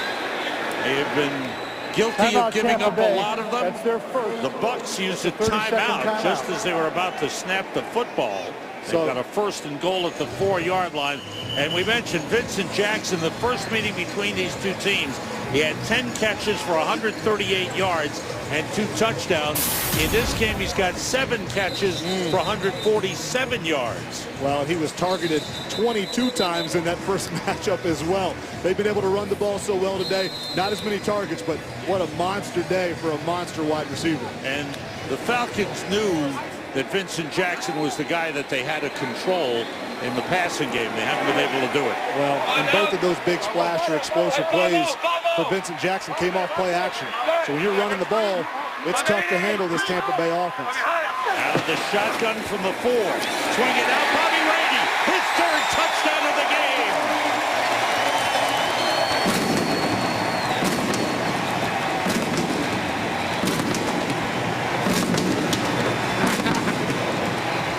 And the Buccaneers using the big play to set it up, and Bobby Rainey keep another football. Well, it's quick. It's the back out of the backfield. Watch these defenders. They're going to get caught up in traffic from the Tim Wright as well as Vincent Jackson. They can't escape.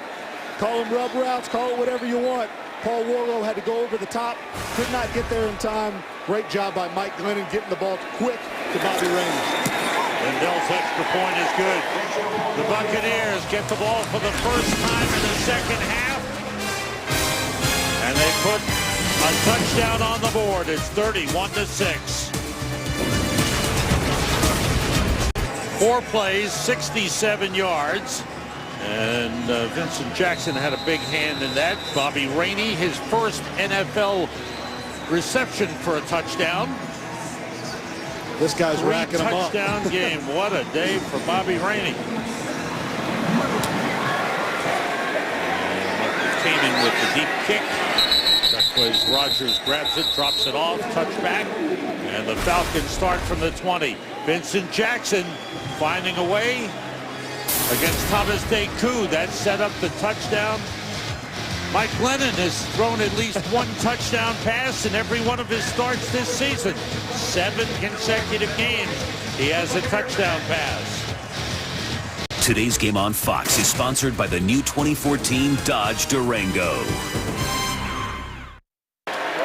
Falcons start from the 20-yard line, their second possession of the second half. Matt Ryan, 14 for 26, 144 yards.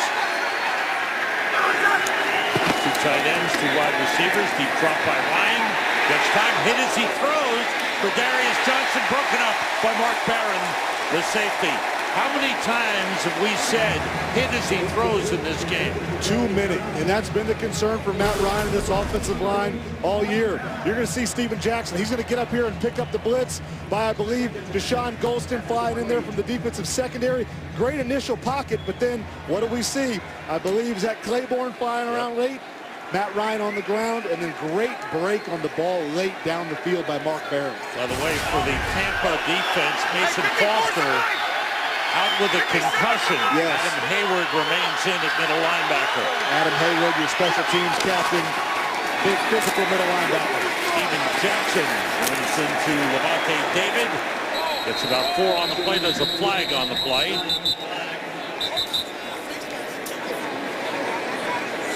It's got to be tough for veterans like Steven Jackson. Matt Ryan, we talked Illegal to him hands last to the night. face. Defense, number 57. That's a 5-yard penalty from the end of the run. Automatic first down. Hey, let's get an update from Joel Klatt. Joel, what's going on? Well, let's go to Jacksonville, Arizona.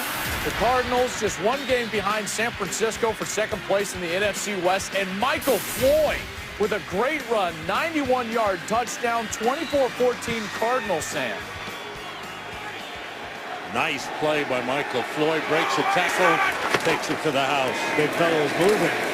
There's Rodgers on the carry. It's up to the 29-yard line. Falcons, when they had the first possession in the second half, looked like they were getting into scoring position. Then Yes. some strange play calling, don't you think? Well, they get down here close to the red zone. It's 2nd and 1. They come out, they get the ball, and then pass on 2nd and 1, pass on 3rd and 1, pass on 4th and 1. Steven Jackson really hasn't been stopped all day. They just haven't been able to give him enough touches. get the first down, sustain the drive, with the play, another set of downs. 2nd and 9. Ryan gets time this time, throws complete to Toilolo. Levine Toilolo, very tall tight end, 4th-round draft pick out of Stanford. He's 6'8", 265, and comes in as the number 3 tight end, getting a chance here. Falcons down 31-6, 2 field goals in the game by Matt Bryant. Here's 3rd and 3. A lot of shifting. 3 wide receivers in. Make it 4 wide receivers in the game now. Blitz on, the pass complete to Tony Gonzalez, and it's a 1st down. Ryan felt the heat, but he got rid of it to the right man. Well, this is a great job by Matt Ryan. You know, he feels the pressure. You know, you got, where's my guy at? There he is. But the truth is, Matt Ryan just did a great job of kind of buying time, fading out of the pocket, just waiting for Tony to get out of his break. And you see it, Levante David, Keith Tandy, all those guys, a hit as soon as that ball left his hands. Ryan checking off. Jackson almost got through. Looking to bust one. William Golston with the ankle tackle. Gain up to the 46-yard line. Matt Ryan under pressure in this game. The Bucs have been strong. He's been hit 11 times, sacked 3 times, knocked down 6 times. And some of those knockdowns have been vicious hits, and they add up. I don't care how steadfast your quarterback is in the pocket. Those hits, they make a difference in these games. The toss to Jackson trying to get outside. Nothing doing. That was well played by the Bucs defense. Adrian Claiborne leading the way. Darrelle Revis came up at the cornerback spot to help out. Here's what you call setting the edge. This guy's going to get it, just kind of feather. He is going to make Steven Jackson. There's no way to get outside the edge. You saw Toilolo trying to get it. You see the penetration, everything in Steven Jackson's face. No way to get to the edge and get his shoulder pad square downfield. 3rd and 9 for the Falcons. Antone Smith and Chuckers Rogers in the backfield with Matt Ryan.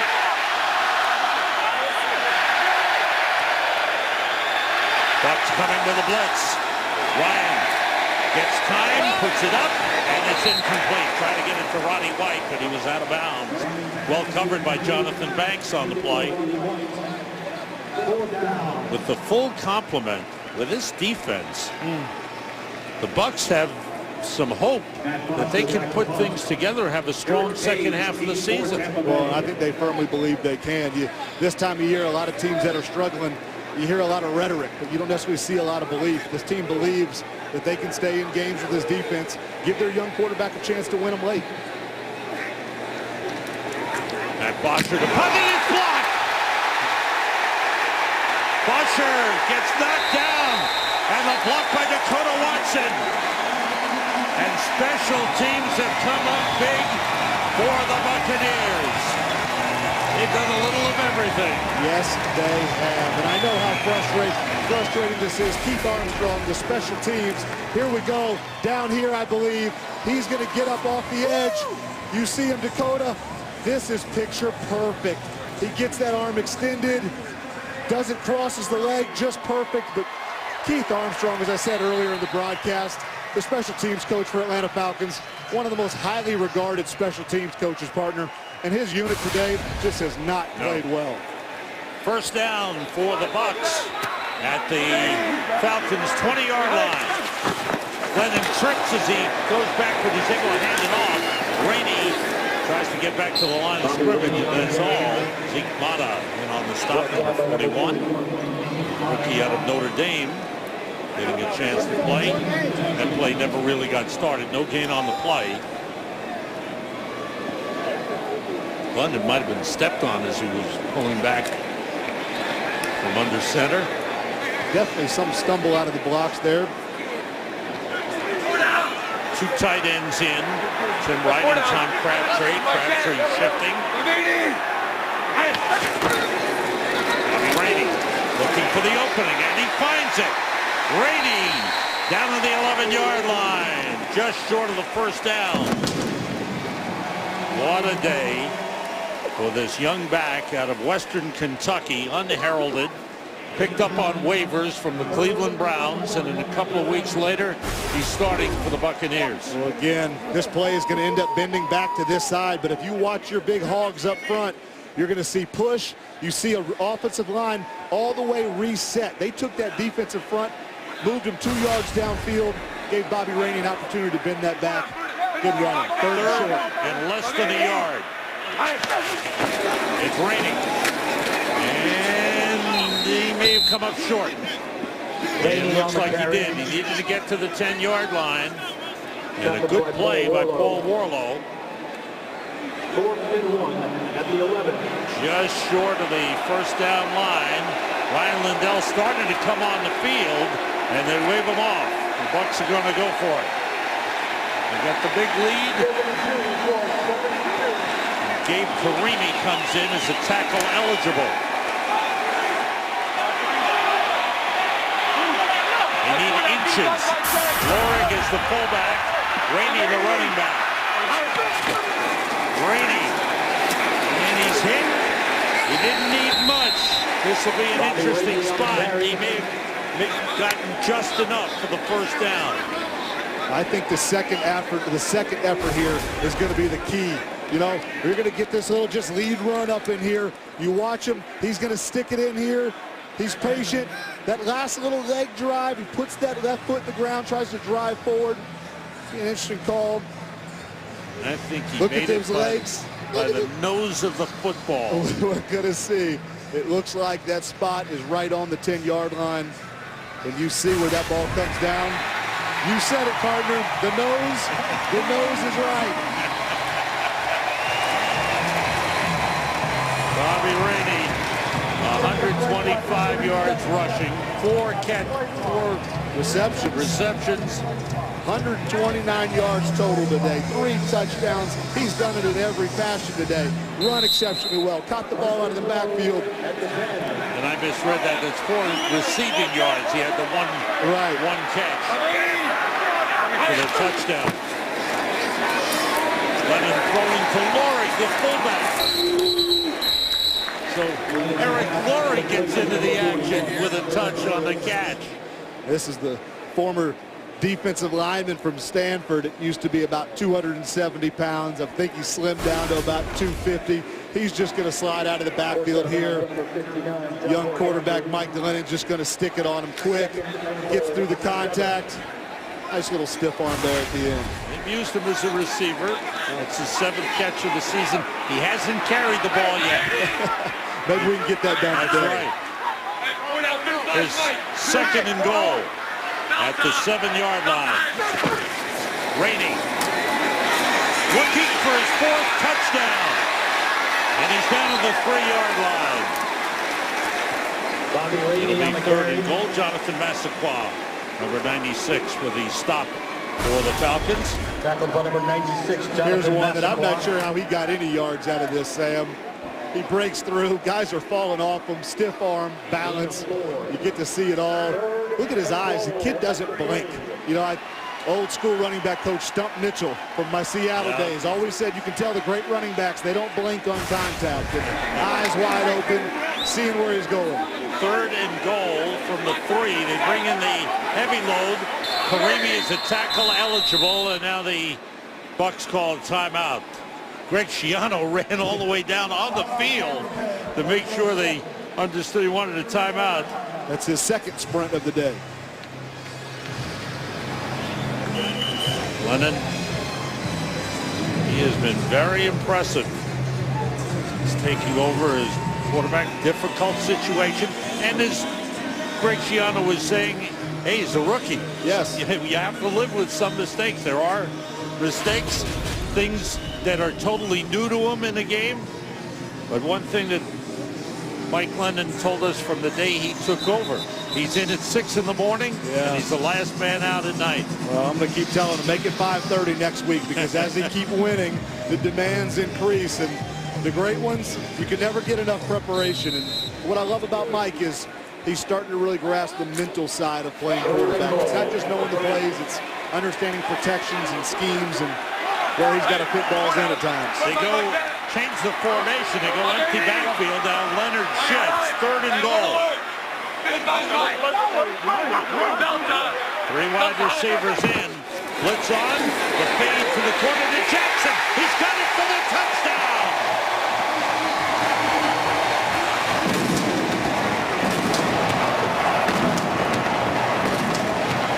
Vince Jackson with a touchdown grab. Second touchdown pass for Mike Glennon in the game. Great job by Mike Glennon. I just talked about his understanding of what's going on in front of his eyes. He sees all this. You had Brian Litter just come in motion here. It was initially a run call. He checks it to pass. He finds his one-on-one with Vincent Jackson, throws the ball up right where only his guy can get it, and you see Desmond Trufant, not a chance against that big body of Vincent Jackson. 5th touchdown catch for Vincent Jackson. For Mike Glennon, a Tampa Bay rookie record of 11 touchdown passes. Block punt started it off, and the Bucs got the ball at the 20. They cashed in on the pass to Vincent Jackson. Welcome back to Tampa. It has been the Mike Glennon show today. Bobby Rainey as well, running the ball extremely well, but this youngster quarterback has played extremely well. You see the straight completions. Atlanta doesn't know what to do with him, partner. Oh, they're having a good time in Tampa. It's been a season day offensively. Most points, most yards. They're leading big. Victims of Typhoon Haiyan in the Philippines urgently need your help. With your support, the American Red Cross is distributing relief items, repairing and rebuilding shelters. We'll go more in a moment. Steven Jackson carrying here, shoved back as he just got to the line of scrimmage, getting back. Red Cross distributing relief items, repairing and rebuilding shelters, providing health care, clean water, and sanitation to help victims of Typhoon Haiyan. Please donate to Red Cross Disaster Relief today. Visit redcross.org or text Typhoon to 90999 to give a $10 donation. And we thank you for your generosity and concern. 2nd and 10 for the Falcons at the 20-yard line. Ryan gets time and throws to Harry Douglas. And he breaks away. Douglas is going. The race is on. Harry Douglas goes in. Touchdown Falcons. The bright light over the last 5 weeks for the Falcons has been Harry Douglas, and he comes up with the explosive 80-yard touchdown play. Well, it's almost like the formation lulled them to sleep. I mean, they come out in basic 21 personnel, a fullback, a tailback, and you're going to see it's one-on-one coverage. Protection is good. Jonathan Banks in that hip pocket. Harry Douglas extends at the last minute, and then it's off to the races. You're not going to catch Harry. Good job by Matt Ryan again. You saw the vision there, ball placement. This is what Matt Ryan's capable of when he has time. We just haven't seen that type of time and protection today very often. 80-yard touchdown pass and run. Ryan to Douglas for Harry Douglas, his 2nd touchdown of the season. And this one an 80-yarder. He has put up some good numbers. First time these two teams met, he had a big game. And in this one, he comes up with 4 catches, 116 yards. He's had 33 catches over the last 5 games. Yeah. He has been probably the one bright light, as I mentioned before. Well, when Julio Jones goes out earlier in the season, Roddy White's been limited this year as well with injuries. This was a month ago in Atlanta, and Harry Douglas with a great game, 149 yards, a career high, including a 37-yard touchdown grab. The Falcons won that game 31-23, a reversal of fortunes today. Yeah. He's been given opportunities, and he's made the most of them. You know, the potential's always been there. You know, I always say the eye in the sky doesn't lie. The film tells a story about Harry Douglas. You know, just when you got Julio Jones and Roddy White and Tony Gonzalez, you know, those catches are limited. There's only so many footballs to go around. Well, he's certainly making a case for himself. The career high numbers. Page back deep for the Bucs. 38-13. Bucs leading the Falcons. A little over a minute to go. Bosher with the kick. Page steps up, takes it at the goal line. Stalled as he crosses the 20. They'll mark it at the 23-yard line. Fox tomorrow. The battle against the Horsemen may have been won, but the war is just beginning. Critics agree Sleepy Hollow is one of the scariest, funniest, most electrifying hours on TV.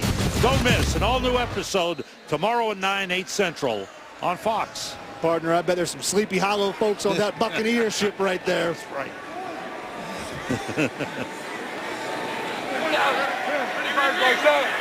From the 23-yard line,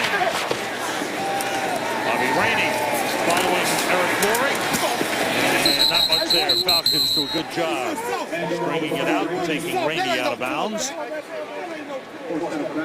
Well, you look at a score at 38-13 and you say, well, this game's over. And then when we look at the history of this Tampa Bay Bucs team this year as well, they've had some pretty substantial leads throughout the season and, you know, find ways to lose games. Let's hope that that's not the case for Greg Schiano and his squad today. I would venture to say they look pretty safe. The way they've been playing, you can see increased confidence. And I think a lot of it started in that game in Seattle. Even though they lost that game in overtime, no doubt about that. They really played well in a tough place to play. Rainey able to stagger forward across the 30-yard line. He was tripped up, but kept his balance enough to get a good gain. We've come to the end of the third quarter. Tampa Bay leading Atlanta 38-13. Sam Rosen, Heath Evans, Peter Schrager here in Tampa as we start the fourth quarter of a game the Tampa Bay Buccaneers have played well from beginning through three quarters. Now they look to finish, looking for their second win in a row. McLennan in the bright sunshine, waiting for someone to come open. And he's in trouble. Staggers forward and falls down at the 27-yard line. Lost a couple of yards on the play. Osi Umenyiora was after Glennon. This is one of those experiences where, you know, Mike Glennon, you saw the pocket. It was there, you know, not a place to really kind of stick the ball in for him, which I love the fact that, you know, you don't force something in there. But with all that protection, these are the ones that click of a second earlier, you're going to take off and bail out your offensive line so you don't give up a negative play. Robert McClain is deep. Kanan waiting. Good high kick. McClain steps up, has some room to return. And a good one for McClain across the 40. The Falcons in good field position. Mike Smith talked to us about the things that have gone wrong with the Falcons this season and their lack of execution. Yeah. But turnover margin, certainly a big factor in this game, yes. -2. Yep. Well, you give up an interception, not only an interception, but an interception that cost you 7 points. I mean, an interception touchdown. The third down markers today, you know, 1 of 7 for this Atlanta offense. You know, it's just, and then the big explosive plays. I mean, I think Tampa Bay now has 4 against Atlanta's defense. Nice play by Adrian Claiborne. Taking down Jaquez Rogers as he got back to the line of scrimmage. You talk about the big plays. You had the Jackson 47-yard catch that helped set up a touchdown. The Bobby Rainey 43-yard touchdown run. Right. And then the Jackson 53-yard touchdown catch. Exactly. And then big plays in the kicking game as well. Those block punts are huge.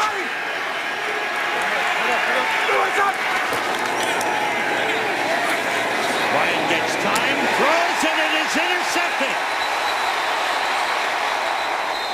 Deshaun Goldson with the pick. The third turnover of the game. And the second pick on Matt Ryan. He had time. Goldson stepped in front of the receiver. On Fox is sponsored by T-Mobile Unleash, by Bud Light, official beer sponsor of the NFL, and by Taco Bell. Sometimes you gotta live Moss. Well, this Tampa Bay defense, lights out all day long. Deshaun Goldston, your one safety down here. Mark Barron, the other. You're going to see Matt Ryan, his second interception of the day. He wants to get down the middle of the seam in this ball game. Harry Douglas, Deshaun Goldston, beautiful reading the quarterback's eyes, steps right in front of it. So the Bucs with their second interception of the game, first of the season for Deshaun Goldston. Lennon goes back, throws short, completes it. Vincent Jackson up near midfield.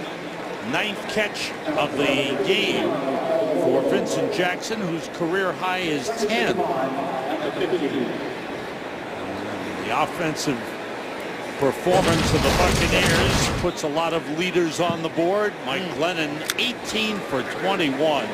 Bobby Rainey with 137 yards rushing.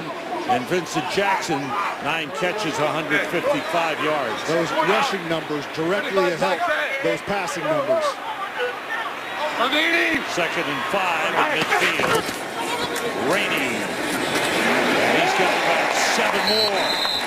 What an impressive performance by Bobby Rainey, getting an opportunity to be a full-time every down back. Well, he came in backing up Brian Leonard. Brian Leonard gets the start of this game and played well. And then Bobby Rainey has just taken this game over. And he has played well, taken advantage of every opportunity. And we've kind of seen all the different types of runs. I mean, you see the physical finish here. Ball security is what I like. I mean, this guy's touched the ball a lot today. He's maintained possession of the ball. Huge point of emphasis for Greg Schiano's backs.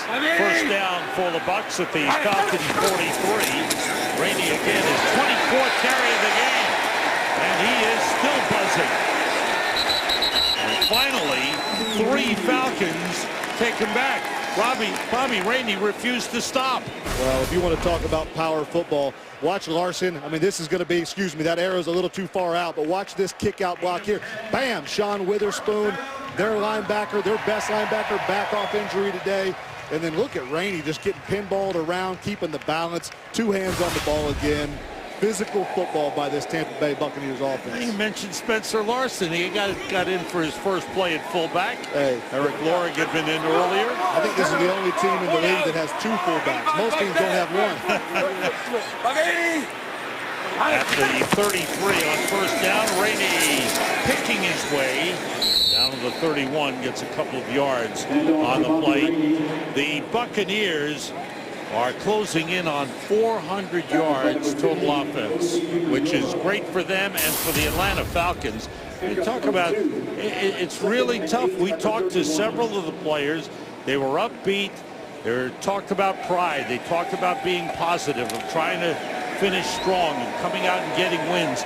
And as soon as adversity hit, they've fallen apart. Well, and I'm not even so much sure it's just adversity and falling apart as their weaknesses are just so glaring in the face of the strengths of the Tampa Bay Buccaneers team. I mean, what Tampa Bay does on the offensive and defensive line, they've controlled and dominated this game. Another completion to Vincent Jackson. That's his 10th catch of the game, tying a career high. Well, it's a simple route. He's going to try to work his way inside of Robert Alford, gets inside position, controls his body. And that's another thing. I mean, Vincent Jackson, this guy looks like a tight end. For him to control his body, put both feet in the ground that way, stop instantaneously, come back for that ball. Nice catch. Great play by a guy that's done it at a high level for a long time now.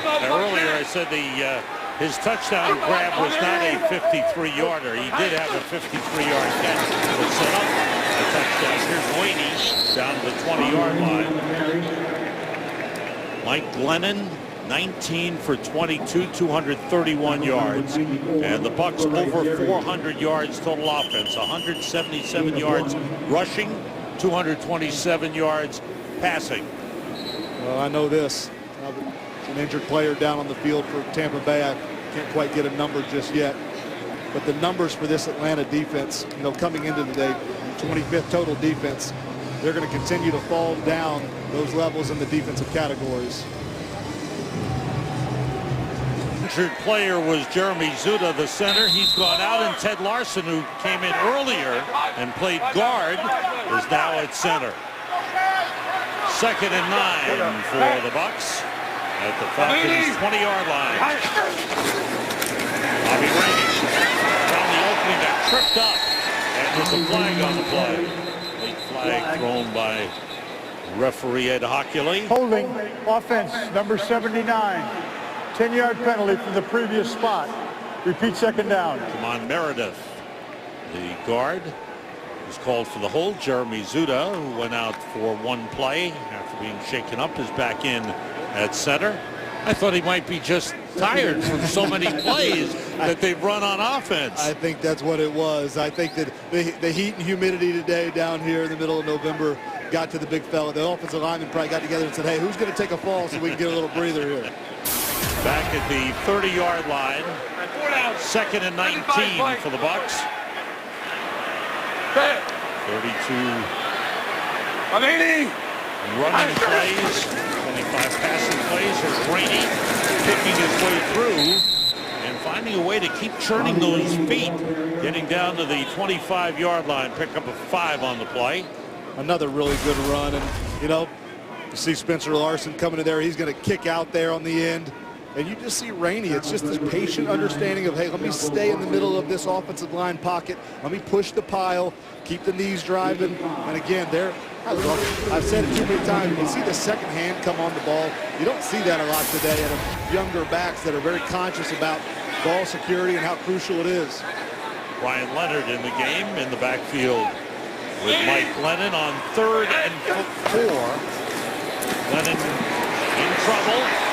And they got him. Osi Umenyiora takes him down for the sack. 2nd sack of the game for the Falcons. Osi Umenyiora signed by the Falcons to provide a pass rush this season. Well, this is where the young quarterback still has to grow. Mike Glennon, has played really well down the stretch. Watch as this 4-man rush starts to get to him. The head, the eyes go down. It's no longer downfield. It's a little bit of that panic mode that, young quarterbacks, you just kind of got to work out of them. Keep their eyes down the field.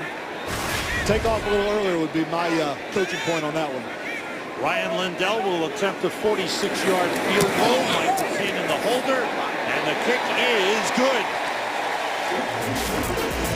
The Bucs go over 40.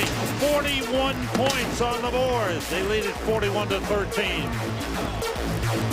This game is sponsored by Rise, Son of Rome, exclusively on Xbox One.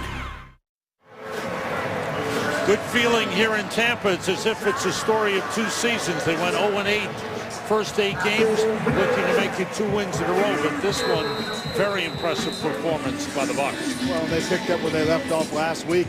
Mike Glennon last week versus Miami, 80-yard drive to finish out that game, touchdown. And it's been impressive today, running the ball, stopping the run.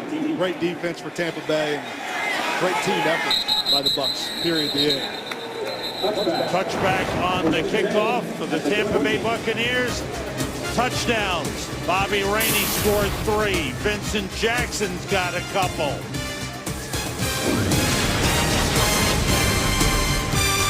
The road has not been kind to Matt Ryan, and it wasn't kind to him today. 2 interceptions thrown. Dominic Davis gets his first play-by-play action.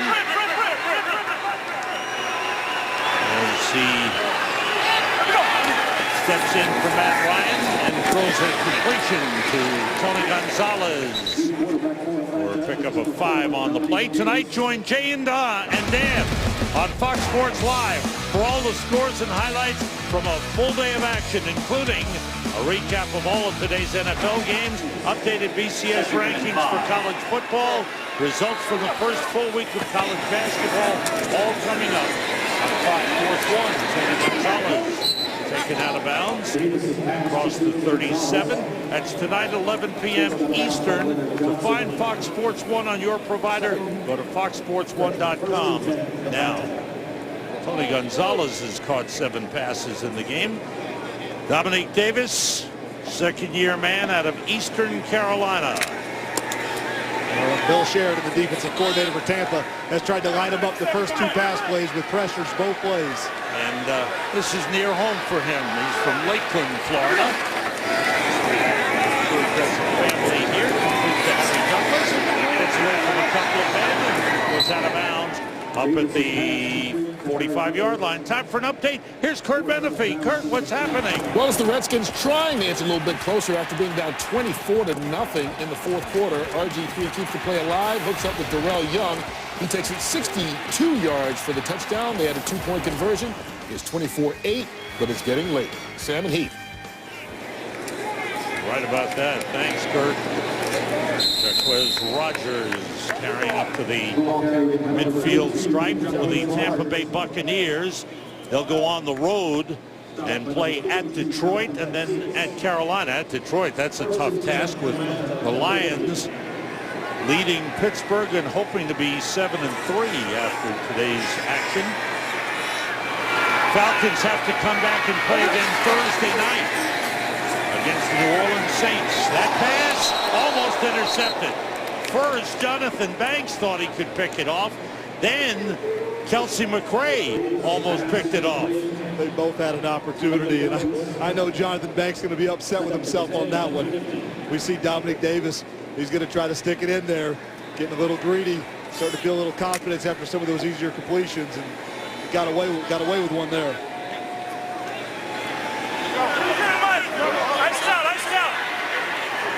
There's 2nd and 10 for the Falcons. The late handoff. Tom Smith may break it. He's being chased. He's going all the way. Touchdown, Falcons. Anton Smith, 50-yard run for the touchdown. There's a guy getting a chance to play because Jason Snelling is not with the team. Well, we just see a nice little burst. He's going to get this ball and bend it back up in here. Good job by Dominic Davis. I don't know if he checked out of something, but he had the numbers inside. And then we just see Smith hits that gap off to the races, and it's not even close. Roddy White getting those hands dirty for his backup running back. Play was over before they knew what hit him for this Tampa Bay defense. Anton Smith, only his 2nd carry of the season. He had 1 carry in the game against the Jets back in early October. And this one is a 50-yard run for a touchdown. The Falcons will go for 2.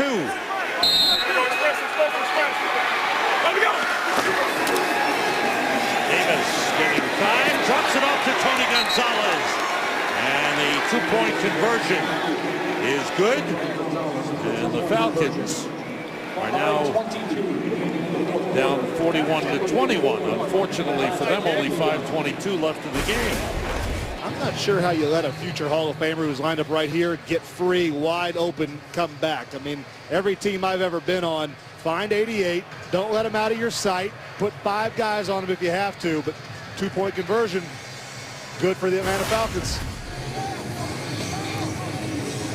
Showing a little bit of life. As we said, they have to come back at home Thursday night against the New Orleans Saints. Ooh. And the Saints have a big game coming up later on at home against San Francisco. Right here, the Bucs with a 41-21 lead. This is the 41st meeting all time between these 2 franchises. And the lifetime series is even at 20-20. So does that mean Tampa Bay is taking the lead today, or did you give this one already a win today? At 5:22 remaining, I still think it's pretty safe. I agree. All right. Washer looking to, will he set up the onside kick? Here it comes. There's a little dribbler, and it is recovered by the Bucs. Nice play by Deshaun Goldson. Well, we talk about the Saints, and they'll be taking on the 49ers.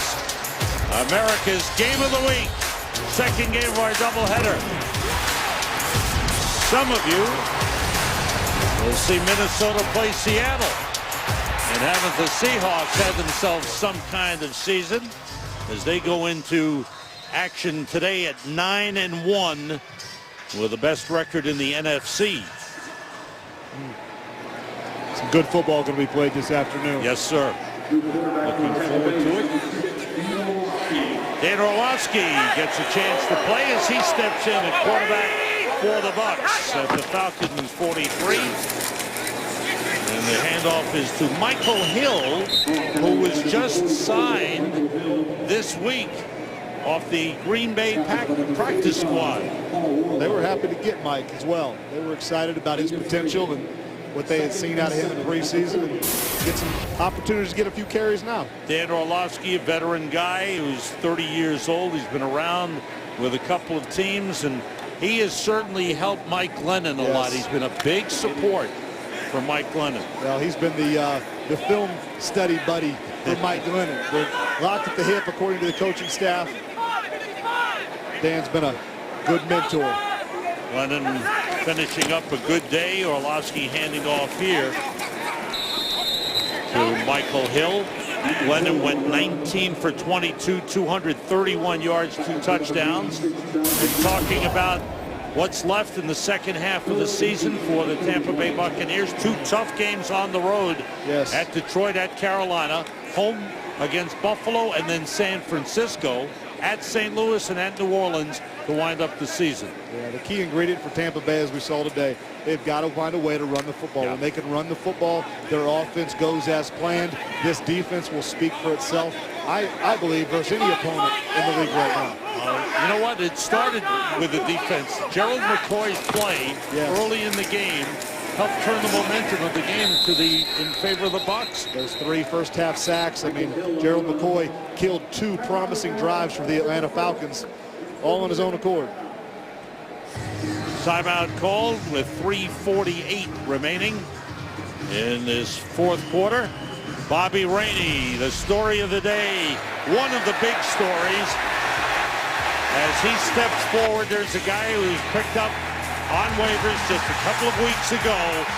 And here he is with 27 carries, 162 yards, 2 rushing touchdowns, 1 receiving touchdown.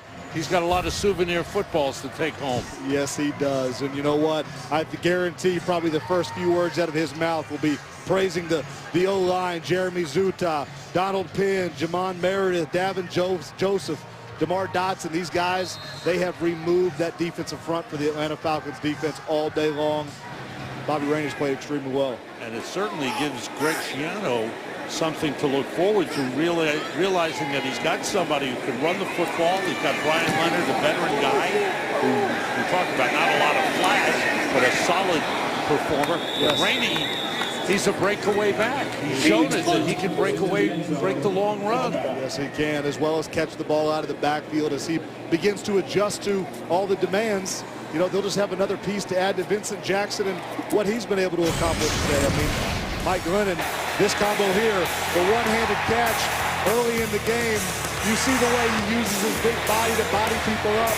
These DBs don't stand a chance. I mean, you talk about a guy that's 6'4", 235 pounds that can jump out of the gym. Mike Glennon's done a great job today, Sam, of giving him opportunities to go make plays. 10 catches, tying a career high, 165 yards and 1 touchdown. An outstanding game, another one of the big stories of the game for Tampa Bay, and they've had several of them. Mike Glennon, another one.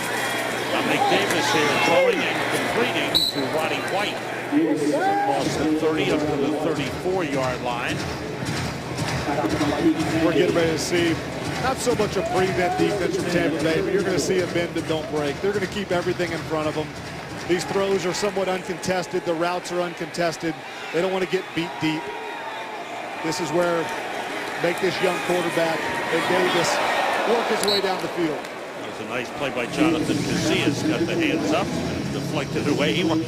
He's wondering why he didn't pick it off. They've had some good times. They've had a couple of interceptions. Certainly concerned Mason Foster, who had a pick 6 in the first half. Great play, great return for a touchdown, but went out with a concussion. So there's concern for Mason Foster, the starting middle linebacker for the Bucs. We've seen Adam Hayward have to step in for him. Adam Hayward is a 4-core special teams guy, their special teams captain. Here goes Antone Smith again. He could break another one that he stepped out of bounds as the Bucs had an angle on him. But another outstanding run for Anton Smith. And outstanding speed. You've got Jonathan Banks down for Tampa Bay as well. Their rookie starting cornerback. He gets checked out. Anton Smith, who had a 50-yard touchdown run, picks up 38 on that last run. But when we left you, we were checking on Jonathan Banks, the rookie defensive back for Tampa.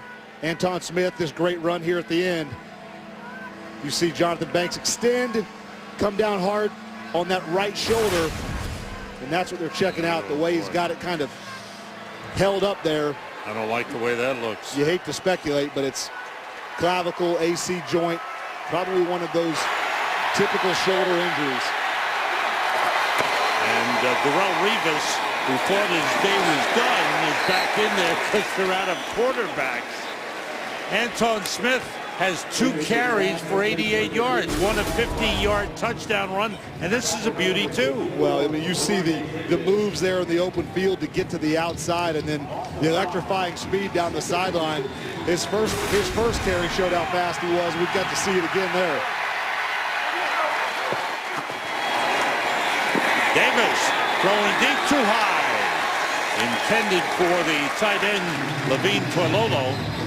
And Davis took a hit as he released, and he's shaken up on the play. There's a flag down. It could be a Personal roughing the foul, passer. roughing the passer, defense, number 93. Tackle the quarterback below the knees. 15-yard penalty, an automatic first down. Explained by Ed Hockley. Gerald McCoy is the man who committed the penalty. Oh, yeah. You know, by the rule, Ed Hockley has to make this call, but you see the defensive struggles here. I mean, Gerald's coming around the edge, just trying to make a play, can't get his head up to see if the ball's gone or not. This is the quandary that our defensive players are put in and down out. And Dominic Davis was shaken up and hurt on the play, and he's being helped to the sideline, so Matt Ryan's got to come back in the game. Well, at this point, a 20-point spread. Matt Ryan, you're handing the ball off, pal. You're not taking any more shots today.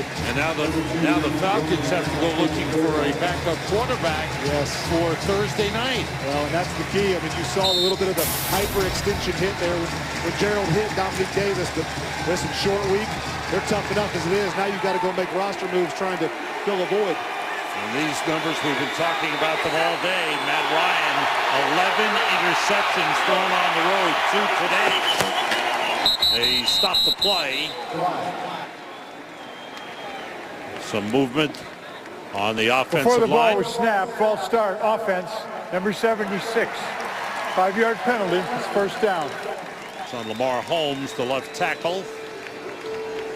2.5 minutes to go in the game. The Bucs with a 20-point lead in their best game of the season. And certainly some late numbers put up by the Falcons, which may not look good on the stat sheet, but really too little too late.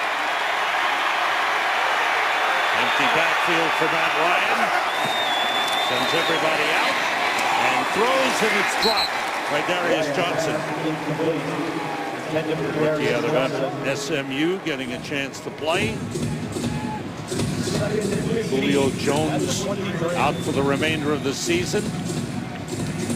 Don't forget, coming up following our action here, it's the Pepsi game break. Kurt, Terry, Howie, Michael, and Jimmy will have scores and highlights from around the league.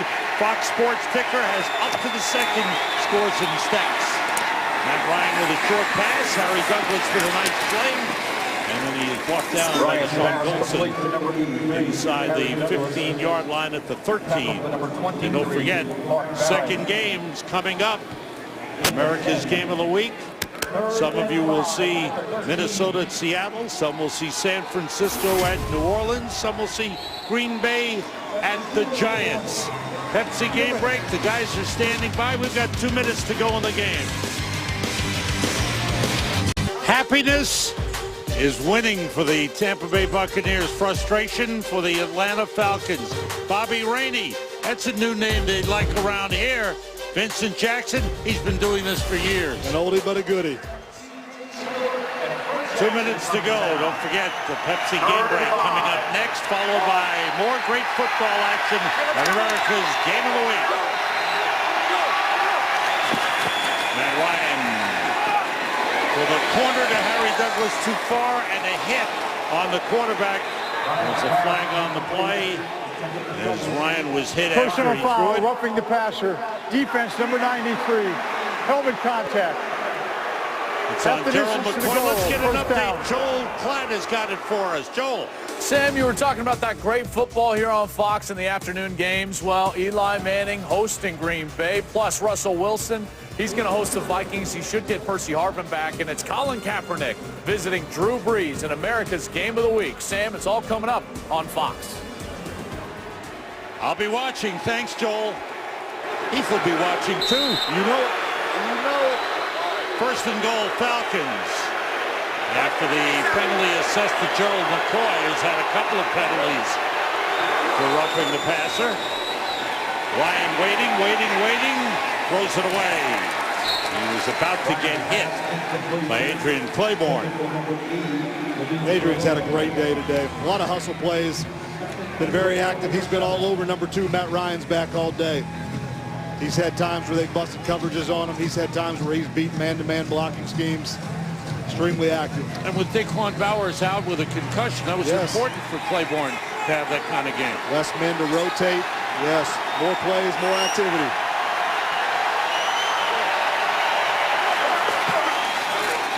Ryan throwing, complete.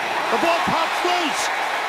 And they scrambled for it in the end zone. Roddy White made the catch. Let's see if they ruled it complete. Pushing and shoving. Now this is going to be one that they're going to have to figure out. Levine Toilolo, the tight end for the Falcons, recovered the ball in the end zone. But was it a catch? Did he have possession? To me, it looked like he caught it, speaking of Roddy White, and he was trying to back into the end zone after the catch. Here's Roddy right here on your screen. He's going to dive inside here, give Matt Ryan his shoulders. Oh, yeah. Just inside the 1 yard line. It was then recovered by the non-fumble player of the offense. Inside the last 2 minutes. The ball goes back to the spot of the fumble. It's Atlanta's ball at that spot. 3rd down, just inside the 1 yard line. I'm not sure if Mike Smith wants to challenge this. Can't. It's under that's 2 right. minutes. Excuse me. Inside of 2 minutes. This is the one that obviously needs to go up to the booth. We have a nice little replay where that ball clearly crossed the line of scrimmage. Roddy had it under control, backpedaling, so to speak.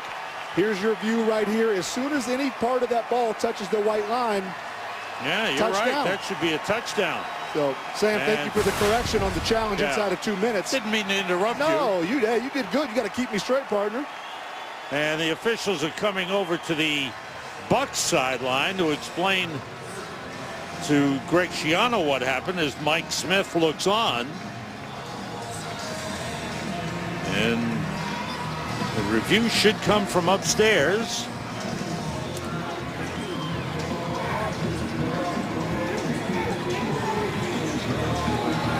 This one shouldn't take too long. Great shot by our camera crews. Right down the line of scrimmage, right on the goal line. I think we're going to check in with our guy, Mike Pereira. Mike, you've been watching this. What do you think? Not only did the ball just break the plane, which it does, but they'll also look to see if, in fact, it's a catch. Did he actually maintain possession long enough to perform in that comment of the game? And I think backing into the end zone is. And here's the situation here. You can see that the ball breaks the plane. So to me, even though they ruled this a fumble on the field and brought the ball back to the spot of the fumble, I think you turned this into a touchdown. Thanks, Mike. I totally agree with you there. So here comes Ed Hockley with the official call. The runner caught the ball, and the ball broke the goal line plane before the ball came loose. It was therefore a touchdown. Please reset the clock to 1:45. And Ed Hockley backs you 1:45 up. on the clock. And for the Atlanta Falcons, They make a game look respectable that was not respectable. Well, we talked about pride, and certainly Matt Ryan is a prideful man. We've talked to him at length yesterday, and this is a guy who's trying to stay positive and trying to have it rub off on his teammates. And unfortunately, they let the game get away from them early. They get some points up late, and the game is now 41-28.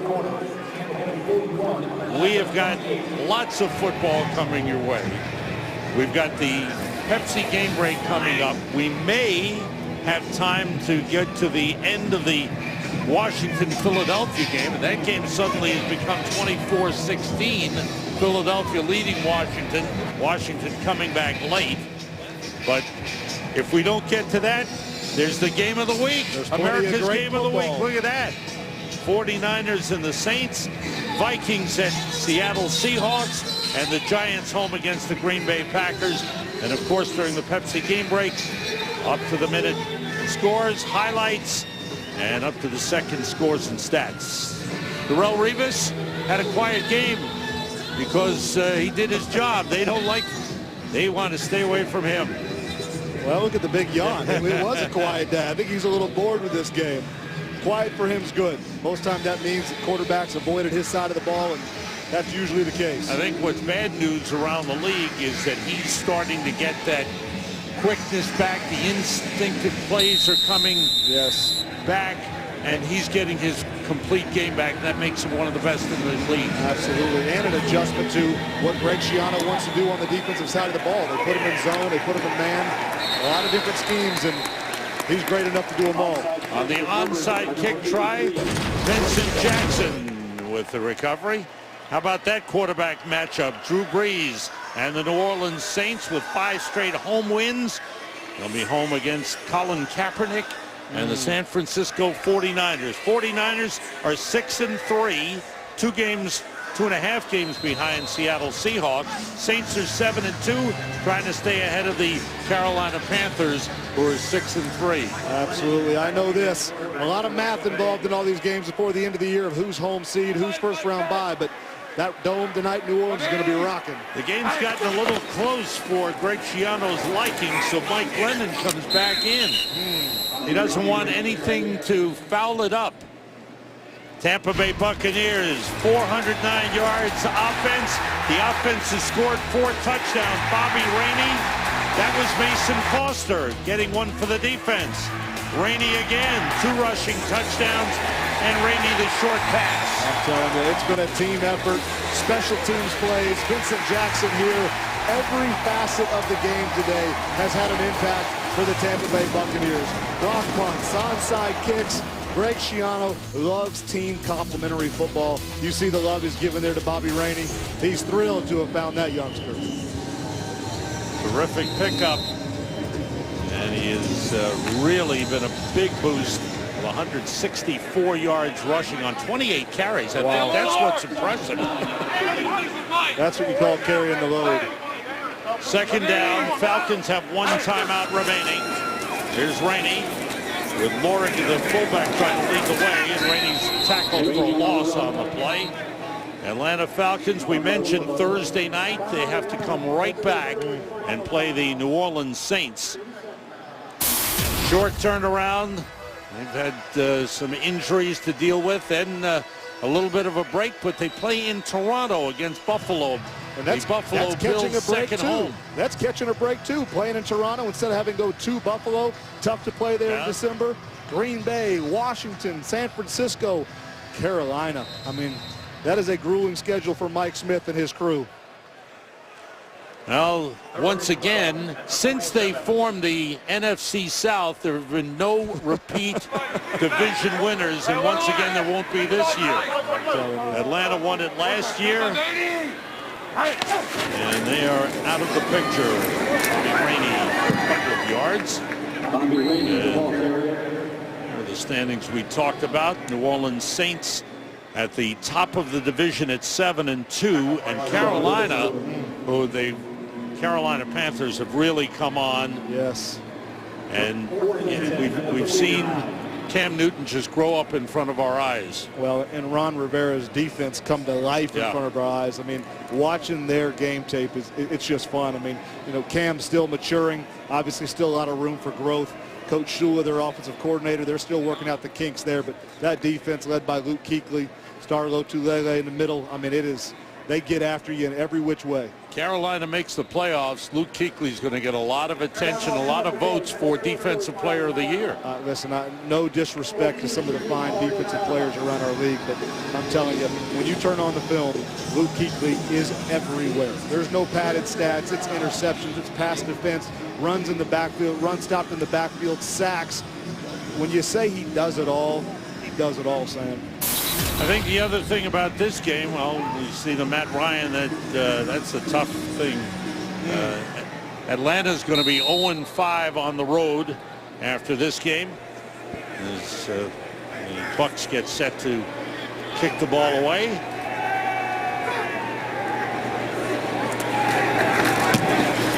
Pressure, high kick. McLean comes over, takes it at the 11. Finds some room, but he's surrounded by red jerseys down at the 14-yard line.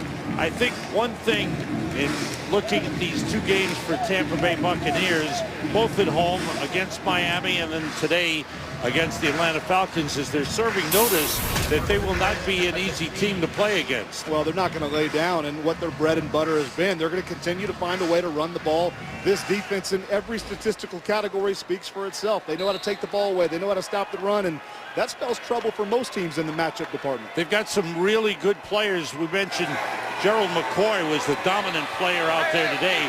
In the past, in several games where they played well defensively, it's been Levante David. Yes.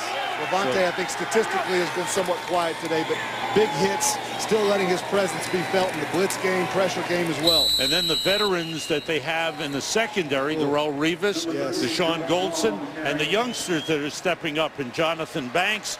And they've done a real good job as the final seconds of this one tick off.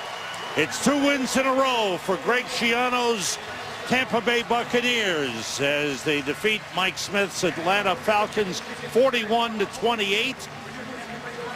And the Bucs with the impressive win, now 2-7. Atlanta goes to 2-8 and Tampa Bay 2-8.